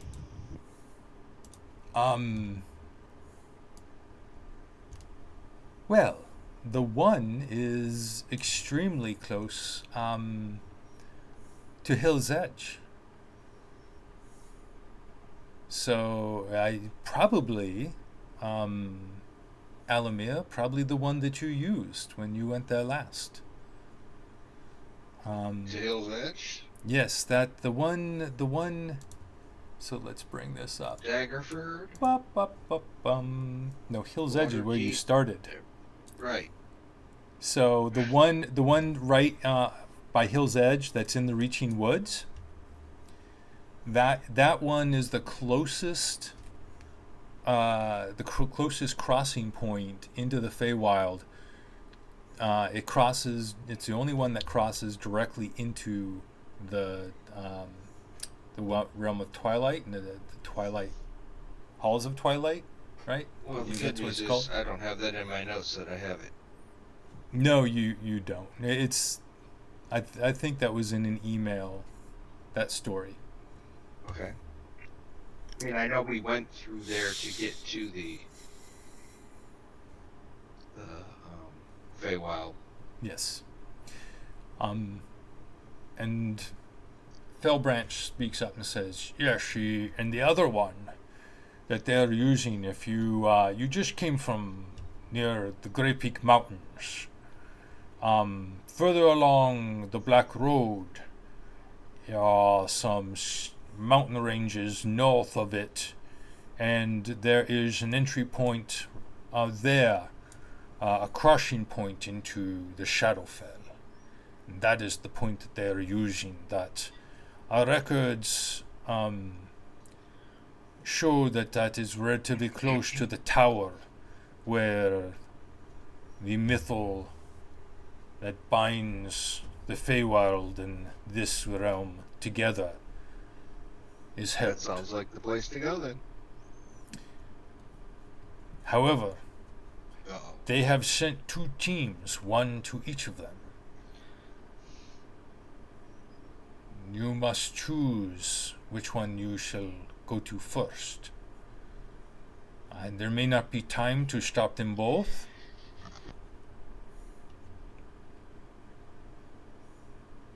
But you must. Well, first of all, Hill's Edge is a lot closer to my home, so. Yes, you can get there relatively quickly. It also. What does anybody know about the Shadowfell? It would be an Arcana check if you're proficient in it.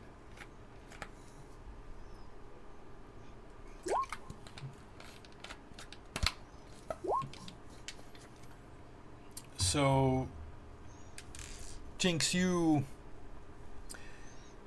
know enough about the two. I mean, Alamir, you know it exists. Right.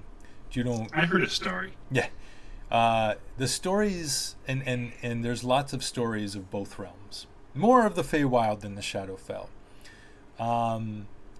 But between the two, you know that time is more likely to be potentially wonky in the Feywild than the Shadowfell. And of course, Alamir, you know that too. One of the reasons your parents are very careful in the amount of time that they spend when they go visit.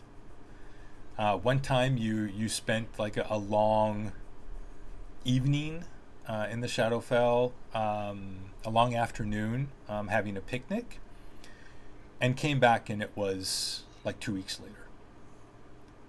Long picnic. It was a short picnic, long vacation. And other times you've gone in and spent hours and come back through and it's like seconds have passed. I mean, it can be very extreme. And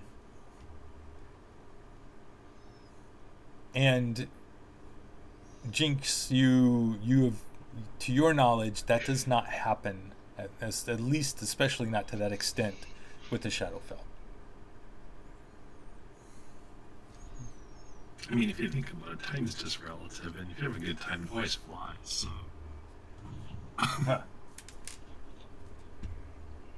And with my travels, I will went through Feywild some too, correct? Correct. Yes. So you So I would know guess, you absolutely know that as well, Luna. Yes. I'm sorry. I was just basing.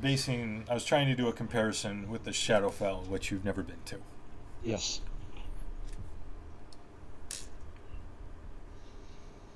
All right. So,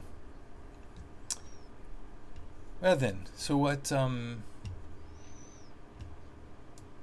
do you think? If we go the Black Road, there's enemies that we may have recently upset in that area, correct? Or Hill's Edge coming that. Not that you've been to recently. Okay. I say Hill's Edge is kind of like a reverse course for anything we've done recently, and quite honestly, it's least likely anything would come from that direction as far as something that we're about to do. So that's probably our best bet, I would think. Not to mention, there's been a lot of activity up in Harnessed.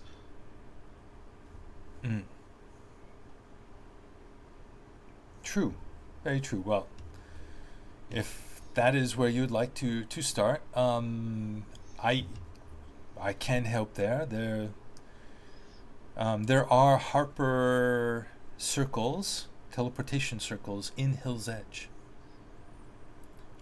which, growing up there, for the four of you, you heard rumors of that. That was always rumored, but never confirmed. But Right. it was believed. Till now.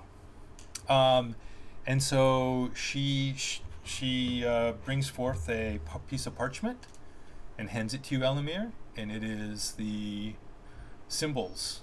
She goes, you may keep that for the time being, and when you have it committed to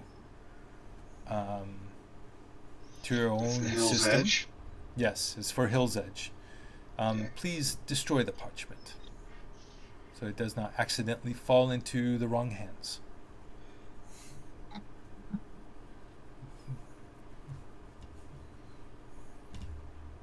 my god. Really? Alright. Just putting it in my notes. Okay, Hill's Edge. Got it.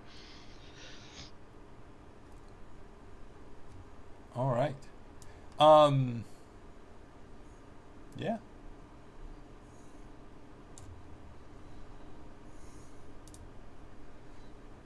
Is there anything that you require before you leave? I guess here is what we know. We know that that at least the Mythal for the Shadowfell seems to be stable. Unlike the one for the Feywild, which has been pulsing, and the Twilight Hall had to be abandoned by the Eladrin. They are holding court somewhere else for the time being.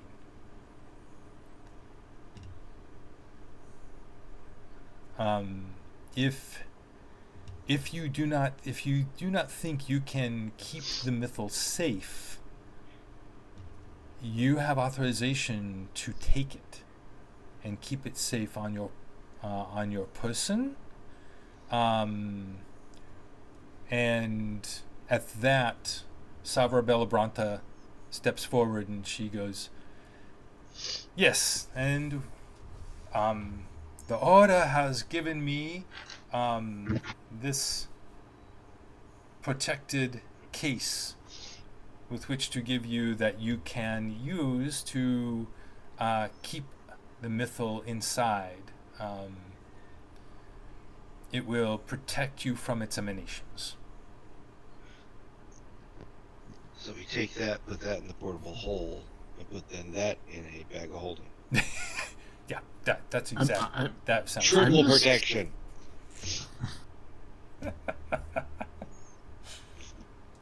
Good plan. It sounds like logic, I guess. Ooh, They'll or never find it. if we ever find an area that's not connected or nothing, below it is connected to the Underdark, we could, if we could teleport it straight down underneath the ground, miles, And then blow it up. and then blow it up. Yeah. Boom, boom. It'd be the crater of the world. It'd be a whole new thing. They'll call it the Jinkin Crater. Jinkinator. That's right. It's like a stab. It's like a. In the stories, we as Bahamut's rose from the ground And belched. and belched. Mm.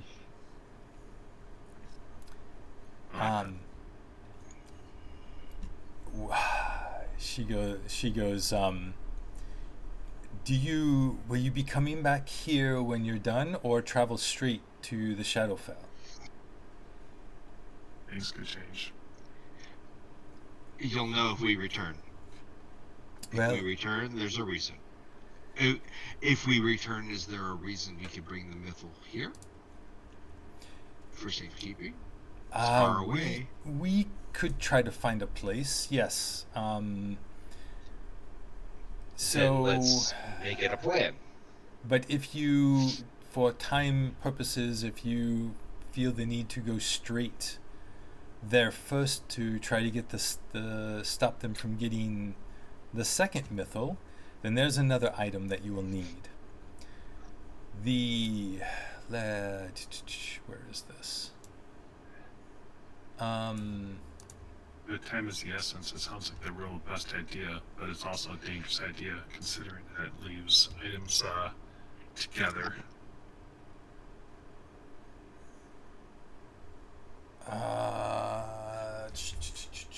So the Vortis Stone, which is the Mythal in the Shadowfell, is extremely heavy. Very large, very heavy, made of pure black basalt.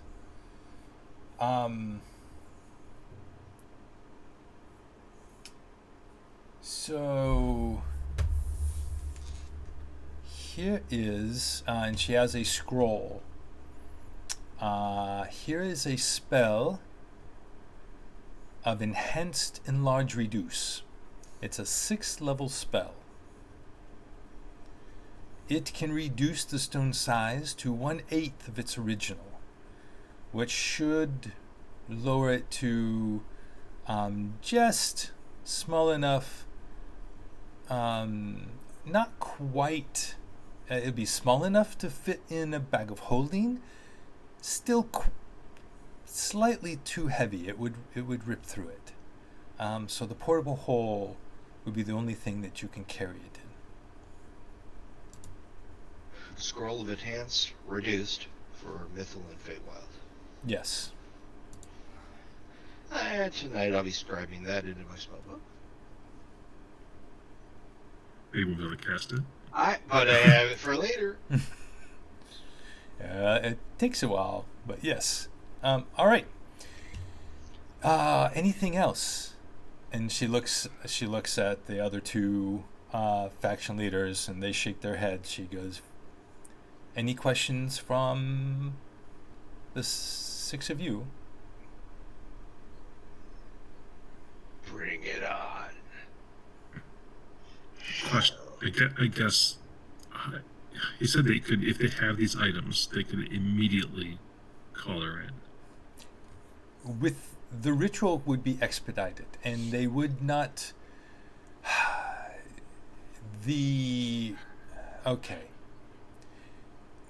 Sacrificing hundreds of souls is probably still going to be part of the ritual, but there will still be a tether. Tiamat would still be tethered to the first level of hell. She is bound there by Asmodeus. It is his will binding her. Well, I just happen to know an Amazon, a sorcerer, a barbarian, a paladin, and whatever else that may have killed Asmodeus before. Sorry. Now, do they require both Mythals to bring him to our plane, or just the one in the Feywild? We do not know the exact effects. This is magic. We are hypothesizing. We only know what they are planning to do. What the notes that Rathmodar put down says the Red Wizards are looking to use the items for. There's going to be sacrifice. They're going to use a ritual based on this demonic book that you found. They are going to use, there's also some use of the dragon mass that come into play for a connection to Tiamat. And then these mythals can help solidify the connection and make it easier. Okay. Gotcha. How many people need to do this ritual, do you know?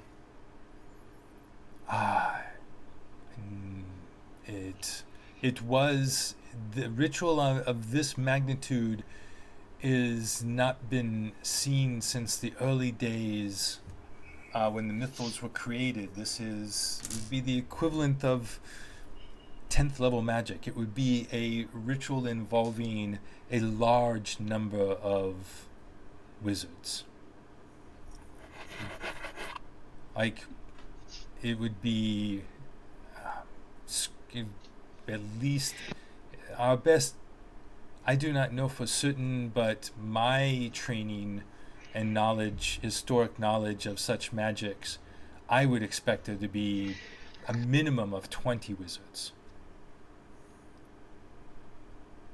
Okay, so worst case scenario, if we get to the spot where we find out and they're already starting this ritual thing or whatever, we happen to walk in on this thing, as long as we can take out a couple of the wizards, the whole spell would be kaput because they can't do it without everybody. That is theoretically possible, yes. Okay, I'm just looking for the backup, plan to the backup. Yes. Very good. Well, I must get back to the council. Best of luck to you all. I know you don't need a reminder of how important this task is. So, the gods speed you on your way.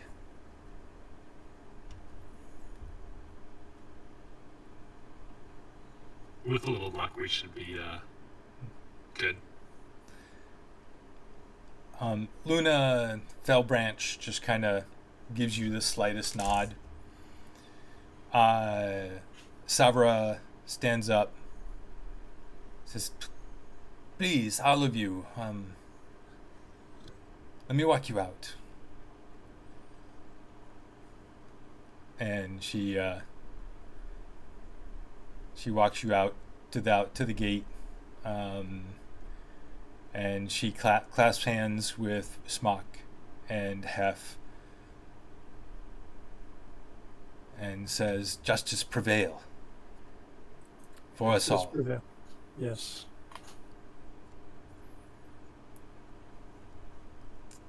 All right.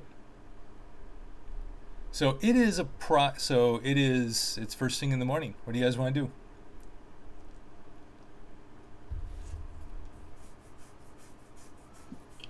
Well, if we don't have anything left over to do in town right this second, time does seem to be the essence. Are they providing the teleportation for us to go, or am I using my teleportation circle? She gave you the coordinates, so... Right, okay. So I got it. I'm just saying I have teleportation memorized. It's ready to go. Yep. I don't need time to read. She was expecting... Yeah, they were expecting you to do it. Alright. That's fine. Sneezy. Bless you. Then, no, thank you. Alamir is ready, if everybody else is ready. So you walk right out into the street, and... Right in the middle of the street. I just circle it out. No, most likely we go up to a room. Right. Or we go to... Actually, you know what? If you were looking to leave right then, they would take you to a room with privacy, so you could go right from the villa. The question. Or from the courtyard. Did everybody get what they needed while they were Yes. Then you can just do it right there from the villa. They give you your privacy in a large empty like ballroom, and it takes a minute to do it. You teleport. Wow, this has been a while, people. And You've teleported? And you find yourself in the city of Hill's Edge. So, as we get into town, I feel like we should stop somewhere fairly early. The old place we used to live in? The abandoned, No. You probably thinking of This may not be right. Is this the Stone Saddle Inn? Is that the one with the Mega Locks? With what?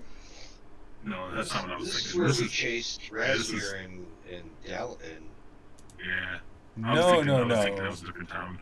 That's a different town, I think. No, Rezmir is where you guys grew, or Hill's Edge is where you grew up. Well, then why the hell did I have them send the stuff to Majari? I could just give it to myself. Because you didn't realize you were I coming didn't know here. we were going to go here, and that's fine. It'll get here. But I will tell Majari there will be a package for him, and please just keep it safe. I got to go visit my parents, guys. It's got to be, if they're there. Yeah. Okay, so you guys are taking time to make quick little trips. Morning. How you doing? Glad to meet you. Just, you know, that sort of thing. That's Okay. That's Actually, Jam. It's been a month and a half, 2 months now. So just so you know, you appear like somewhere right of the center here in the basement, a large clear basement in a warehouse. Okay. And you go up the stairs, and there is a secret door enters into a hallway. The hallway is empty. You can hear down noise coming from both ends. It seems like this is a workshop of some type. It's fairly easy to tell that it's metalworking, probably armor and or weaponsmithing. And there is another, and on this side of the wall, obvious secret door out of the hall into an alley, where the secret door is hidden by it's like a double blind wall. Do I recognize the place to know what it is? Yeah, it's just a warehouse. It's in the warehouse district. There's hundreds and hundreds of warehouses. Maybe I broke into most of them. No. Or we broke into most of them because we were just, scallywags. You lived in a few in a few of the warehouses, or you visited Spot, who lived in a few of the warehouses. Exactly. But this was not near any of those.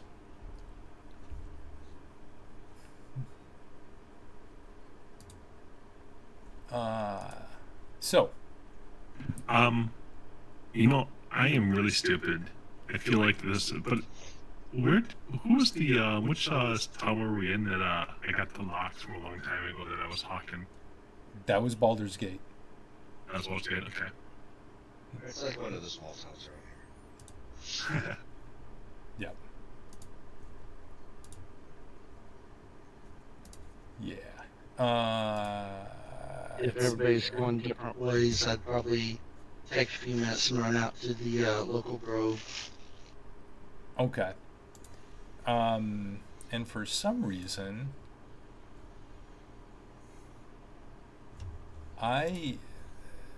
somehow the landmark section of my Trello board is empty now. All of those landmarks are now gone. They got deleted. Wow, that's. Majari was up here. It was time. There was a lot of time that went past and things changed. That's right.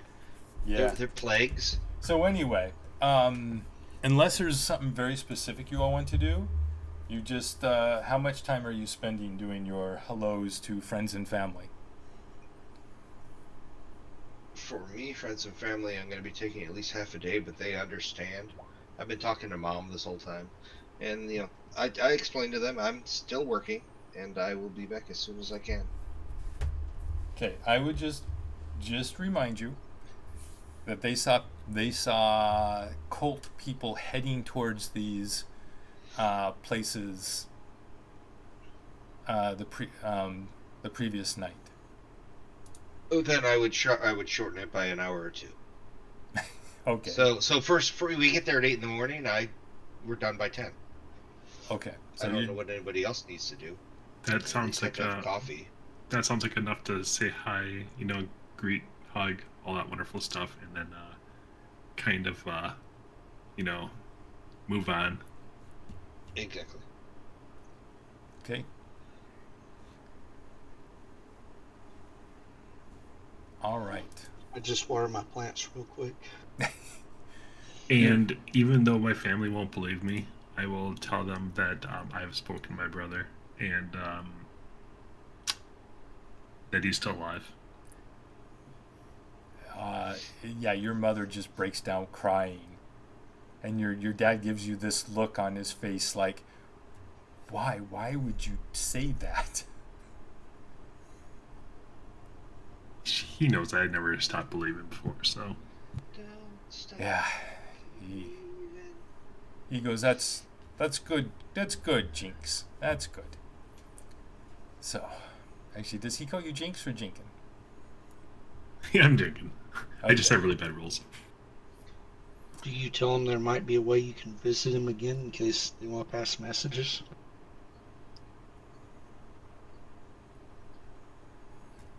I'm not going to give them any false hope. Oh, like my brother. I will leave it very not too informational, because I'll let my dad continue to believe in what he wants to believe for now. Okay. Especially after I see how much it hurt him.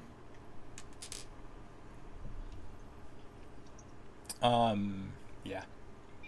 Oh, and just as clarification, especially for Alamir, when you were told when you were told as a group that you could take the Mythal Guardian, she told you that Morwell, the Queen of the Eladrin, had already agreed to let the Emerald Enclave and the Harpers take the statue as long as it was needed to stop the Cult of the Dragon. Okay, So Emerald Enclave or Harpers. Yeah, but if you do, and while the Mythal is in the material plane, all normal crossover access to the Feywild will not work. Alright. So give Mom a hug, fist bump Dad if he's in town. Don't know if he's swing by Majari, bump, and then meet up and let's go. Okay. So your group travels out into the nearby, into the forest. So you are in the Reaching Woods, and in the Reaching Woods is a very it's an extremely magical place. It has a very strong connection to the Feywild, probably, and has a lot of different crossing points. But near Hill's Edge, you travel for about only about an hour and a half's walk but on paths that none of you, not even Luna, have ever gone. You have to know these paths. Damn. To be able to get there. And the world around you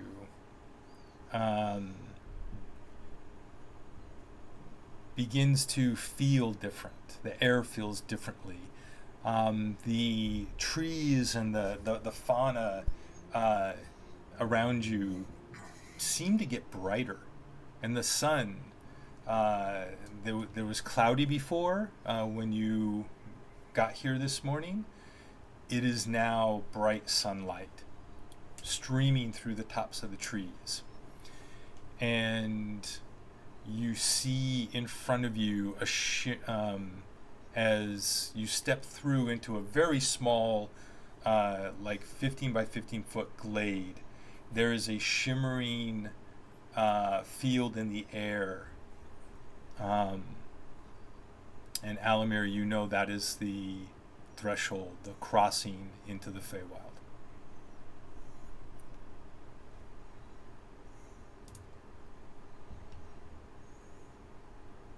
I look at everybody and I say, "You ready?"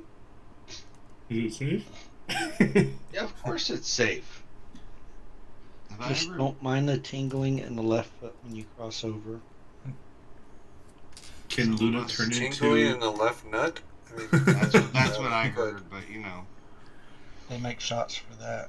And ointment? I pass through. Hopefully they come with me.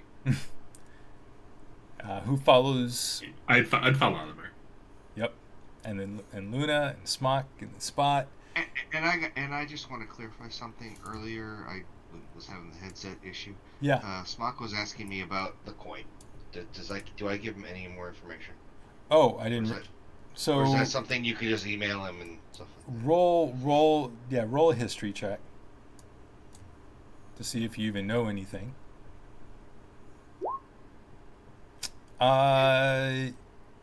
No, you do not. I got nothing. You know as much as he does that it's probably a token of some type. Okay. Just insert coin for 15 experience. Minotaur in a box. Got it. So, as you cross the threshold into the ethereal plane of the Feywild, your senses are assaulted by the sudden change as the world transforms into a kaleidoscope of colors, scents, and sounds, as if the very air itself was infused with the essence of nature's most enchanting blooms. The landscape before you is a breathtaking display of verdant beauty, with towering trees adorned with leaves of iridescent hues that reach towards the heavens, creating a canopy dappled with sunlight and casting a soft ethereal glow on the forest floor, as well as you and your companions. A surge of vibrant energy courses through your body, filling you with a sense of wonder and exhilaration. The air is alive with the sweet fragrance of blooming flowers and the melodious chorus of unseen creatures. The very ground beneath your feet seems to pulse with life, and the gentle touch of a soft breeze carries with it a hint of magic. You feel more alive than any time you can remember, but there is also this sense in the deep recesses of your mind that something is very wrong with this place, and you don't really quite belong here. Except maybe for...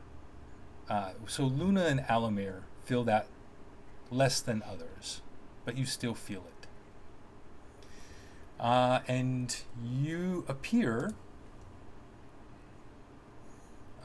into a crossing point, and hold on, where are you guys? I need to put you on this right away. Yes, I know. Yeah, right there. Yep. One sec. I know. Where are your tokens? Tokens, hello, tokens. There they are. Lower left. Yeah. So, okay. Yeah, I can hit them. No, you guys do not have mocks with you. You did not do that. So, Well, and I cast all my familiar and water breathing. And all so is your familiar still staying I assumed your familiar would probably turn into an owl when you're And not take in the flight marsh anymore. And you're correct, and it's still going to be on specifically overhead drone. So position. Alomir stepped through with your owl, followed by Jinx and Luna and Smock and Spot. I'm just going to do it like that. And immediately to your left, what you see is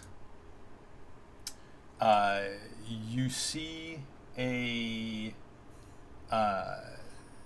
creature that appears to be a cross between a flying fish and a green dragon, with sharp wing blades, slavering jaws, and a foul disposition. So that is what it looks like. And atop it sits a green-scaled humanoid wielding a mace and shouting in Draconic, "Ah! More have arrived! You are not welcome!" And that is what that creature looks like. And I need everyone to roll initiative as soon as I open... Where turn order? There we go.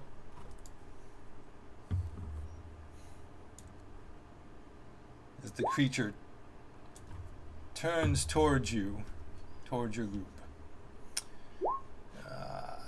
And I yell back, "Why are we not welcome in Draconic?" I suck at this. Is it a creature I'd recognize from my earlier travels? No. These are not creatures of the Feywild. Friendlies. I think you all have enough experience seeing creatures like this that you can tell that these are actually dragon spawn. And the green color, the green scales, definitely show them to be green dragon spawn of some type. Oh, and Hef. I need Hef. Hef. Wow. Okay. All right. Hef is going to go first. Hef will... By the way, everyone had 13 temp hit points. Wait, why is Hef... Oh, wow. Hef's token messed up again. He has 7 hit points. Half should be in the back. We're up to 13 temp? Cool. 13. 13 temp. Okay, let me just make sure he has that. 13. Hey, girl. Okay. 13. Excellent. So, let me just at least fix Hef real quick so that he is relatively, there we go.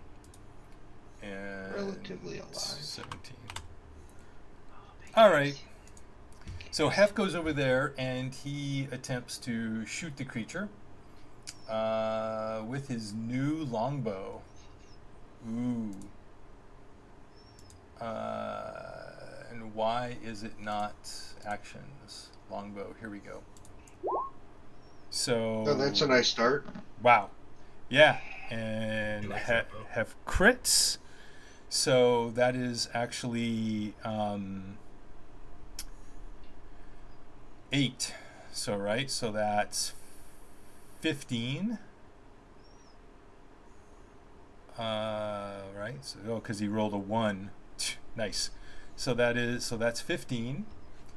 Second attack. Yeah, hits for 8. So minus 23, and he's hitting the creature on the back. 58, 23. Okay. And the creature looks significantly hurt from the 2 arrows poking out of its body. And then Hef takes a careful look around to make sure there's nothing immediately near him, and he will back up to there. Actually, one more. And it is the Razor Fiend's turn. So the Razor Fiend, with the Greenzilla on its back, leaps forward. 2, 3, 4, 5. All right, let's just do... there's 4 people immediately in front of him. So let's just do it this way. Yeah, when he said that's something, Jinx. I didn't understand it. Me. Leaps forward. Jinx. Creature leaps forward and...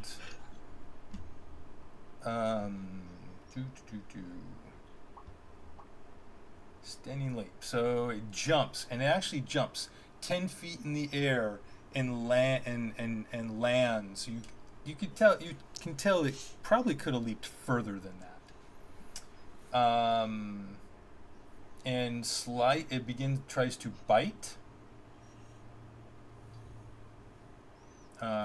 Tries to bite you and misses, and then one of its wings slashes out across your chest and does 11 slashing damage.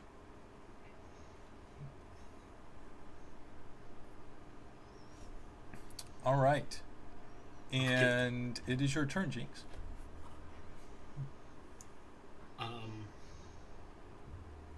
Wait. Oh. Yeah, that felt really good.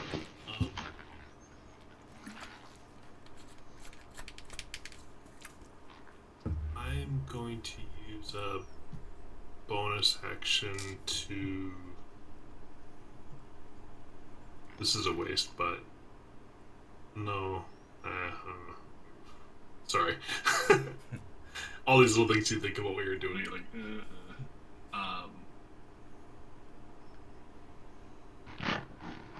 Yeah, I'm still gonna do that. I'm gonna bonus action step away.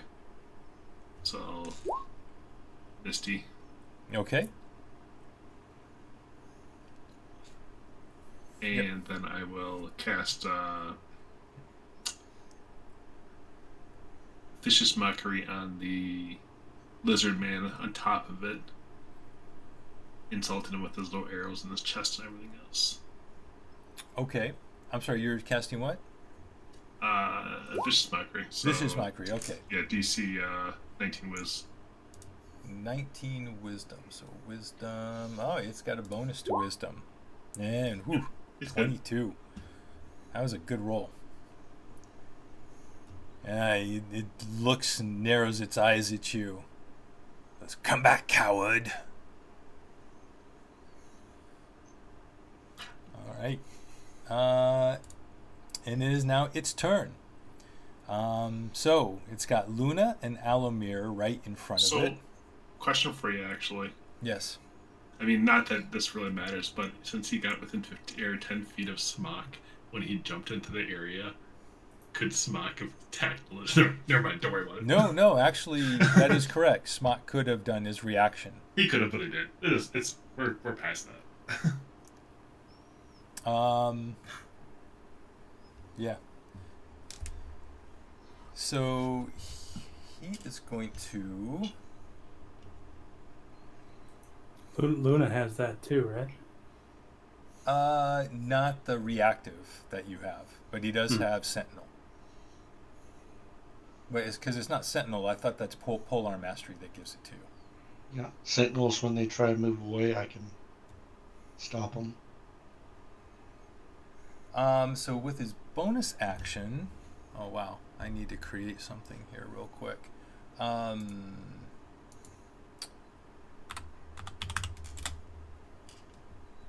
on. Quick. Just give me something like this. Here we go. And I need... Shoot, and I'm not on the right thing. Tom. Let me just get down here real quick. There we go. Grab this over. And where did it go? Here it is. So, Alomir. Yes, sir. Right next to you in the air appears this huge glowing mace. And it's going to try to swing at you. So this needs to use 13 plus. So that is, wow, he's rolling really well. So that is a, oh no, that was the wisdom save. He only rolled a 9 to hit, so he missed you. So the mace swings and misses you.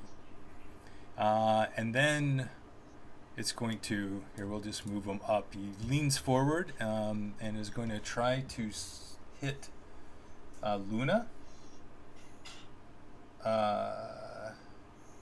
with his mace. And misses, and then tries to shield bash Alamir.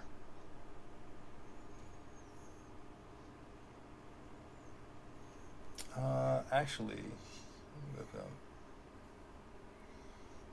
yeah, that's what he's going to do. That's it. And he's within 5 feet of me or not? No, he's not. He is not. Okay. And the shield comes across, hits you in the side of the head, Alamir. And you take 9 bludgeoning, and you need to make a strength saving throw, please.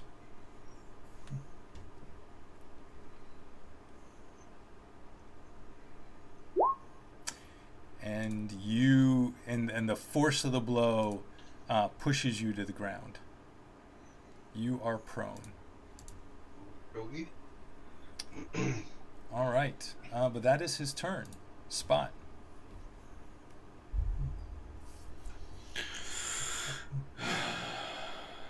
I will move up to here and stun the dragon so that it stops jumping up and down. Okay. So, normal 2 attacks. If I don't stun, I'll flurry and then stun on the next 2 also. If you moved further up, you get advantage from being up. I wasn't sure if I could be in the water. If that is this isn't pool water, or is it a? No, this is like a special. So I didn't describe. So there is a lot of. I meant grass. this thing right here. That's a tree. That's a tree. That's a tree. Oh, okay. Yeah. That's a tree. It Just could be ducking either right or under on the this map. I don't know. It's a tree. No problem. So down here, this is a stream, and this is water down here.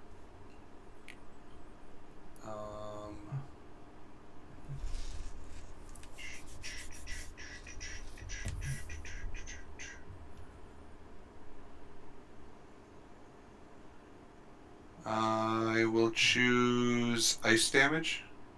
Okay. Cold damage. Cold damage. For All my right. attacks.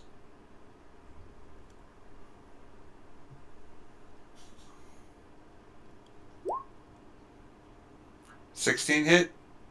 16 does not hit. Does not get through. He's wearing banded mail and has. Thought he The was dragon? The dragon. Oh, the dragon. I'm sorry. Hold on. I'm trying to hit and stun the dragon. No, the natural armor of the dragon is slightly harder than that. You do not break through. Okay. That's still a 16. Yep. So then flurry, which is a key point. Where are my key points again? So what happens when you don't play for that many weeks. Oh, I'm trying to everything's moved all over because you leveled 2. Yeah.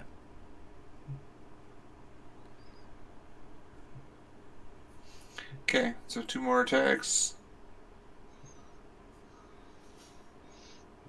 There we go. 20 to hit. 20 hits. 5 points of damage, and then I need a Constitution saving throw. Okay. Con save 20. That saves. I take It's a 17 now, though. And then last hit. That should be good enough too, a 19. Yep, that hits. 9 points of damage and another Constitution saving throw. And another con save 14. Fails, so the dragon is stunned. Okay, so Until the end of my next turn.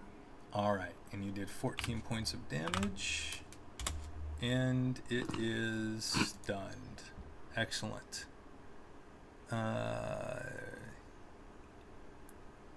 they're stunned. All right. And is that it? Yep, 4 attacks and bonus action was to do the flurry, so yeah, that's it. Yep. All right, Smock. Remember, Smock, if it swings at you, you have disadvantage, except you got the cloak on. Yep. Or they have disadvantage. Yep, I will attack. Okay, you have advantage.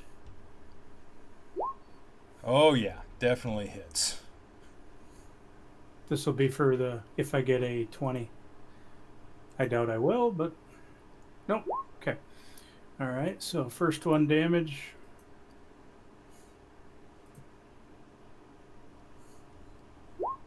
And I will smite. Okay. So 23. What does it look like as you drop this dragon humanoid?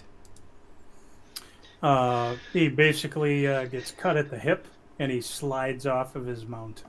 All right. And then no, it's stunned. Yes, It's stunned, Okay. yep. So you have advantage anyways. Okay. All right.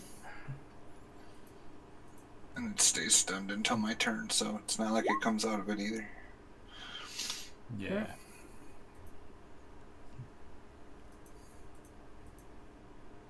I mean, unless you want to put a rope around it and, tie it down, and then Luna can try to tame it. And you're just doing normal damage?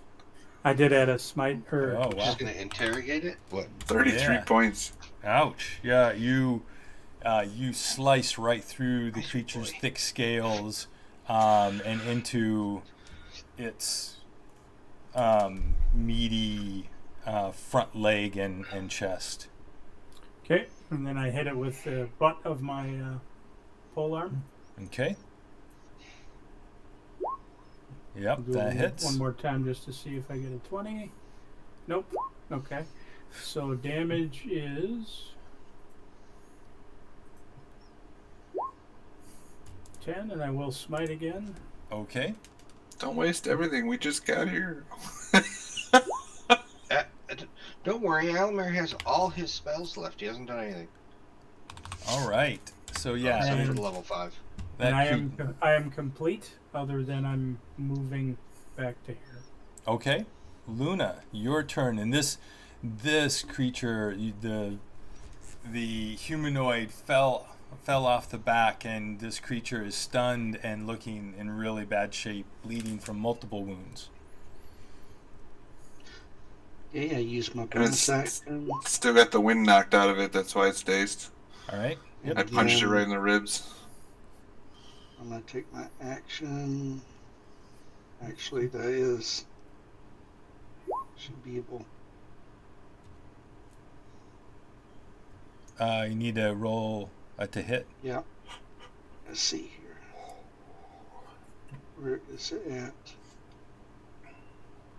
Should just Sorry, be I'm right slow in the today. attacks, right next to the weapon. Yep, Should you- there we go. There's a little attack icon. You can click that, and it'll do the attack and damage together. All right, so that hits. So you can just click the shillelagh and the. Yep. Yep. Awesome. So you hit, and the creature staggers back, and is looking really hurt, barely holding together. And that's it for my turn. Alomir. Stab it with a dagger, don't waste a spell. Alamir stands up, He has firebolt. Or looks whatever. around, and says, yeah, You have advantage, all you guys. You aren't rolling with advantage. that's a spell. Oh well, a You spell. don't have advantage. A spell actually has disadvantage, except that he's stunned, so you don't. So it's just normal.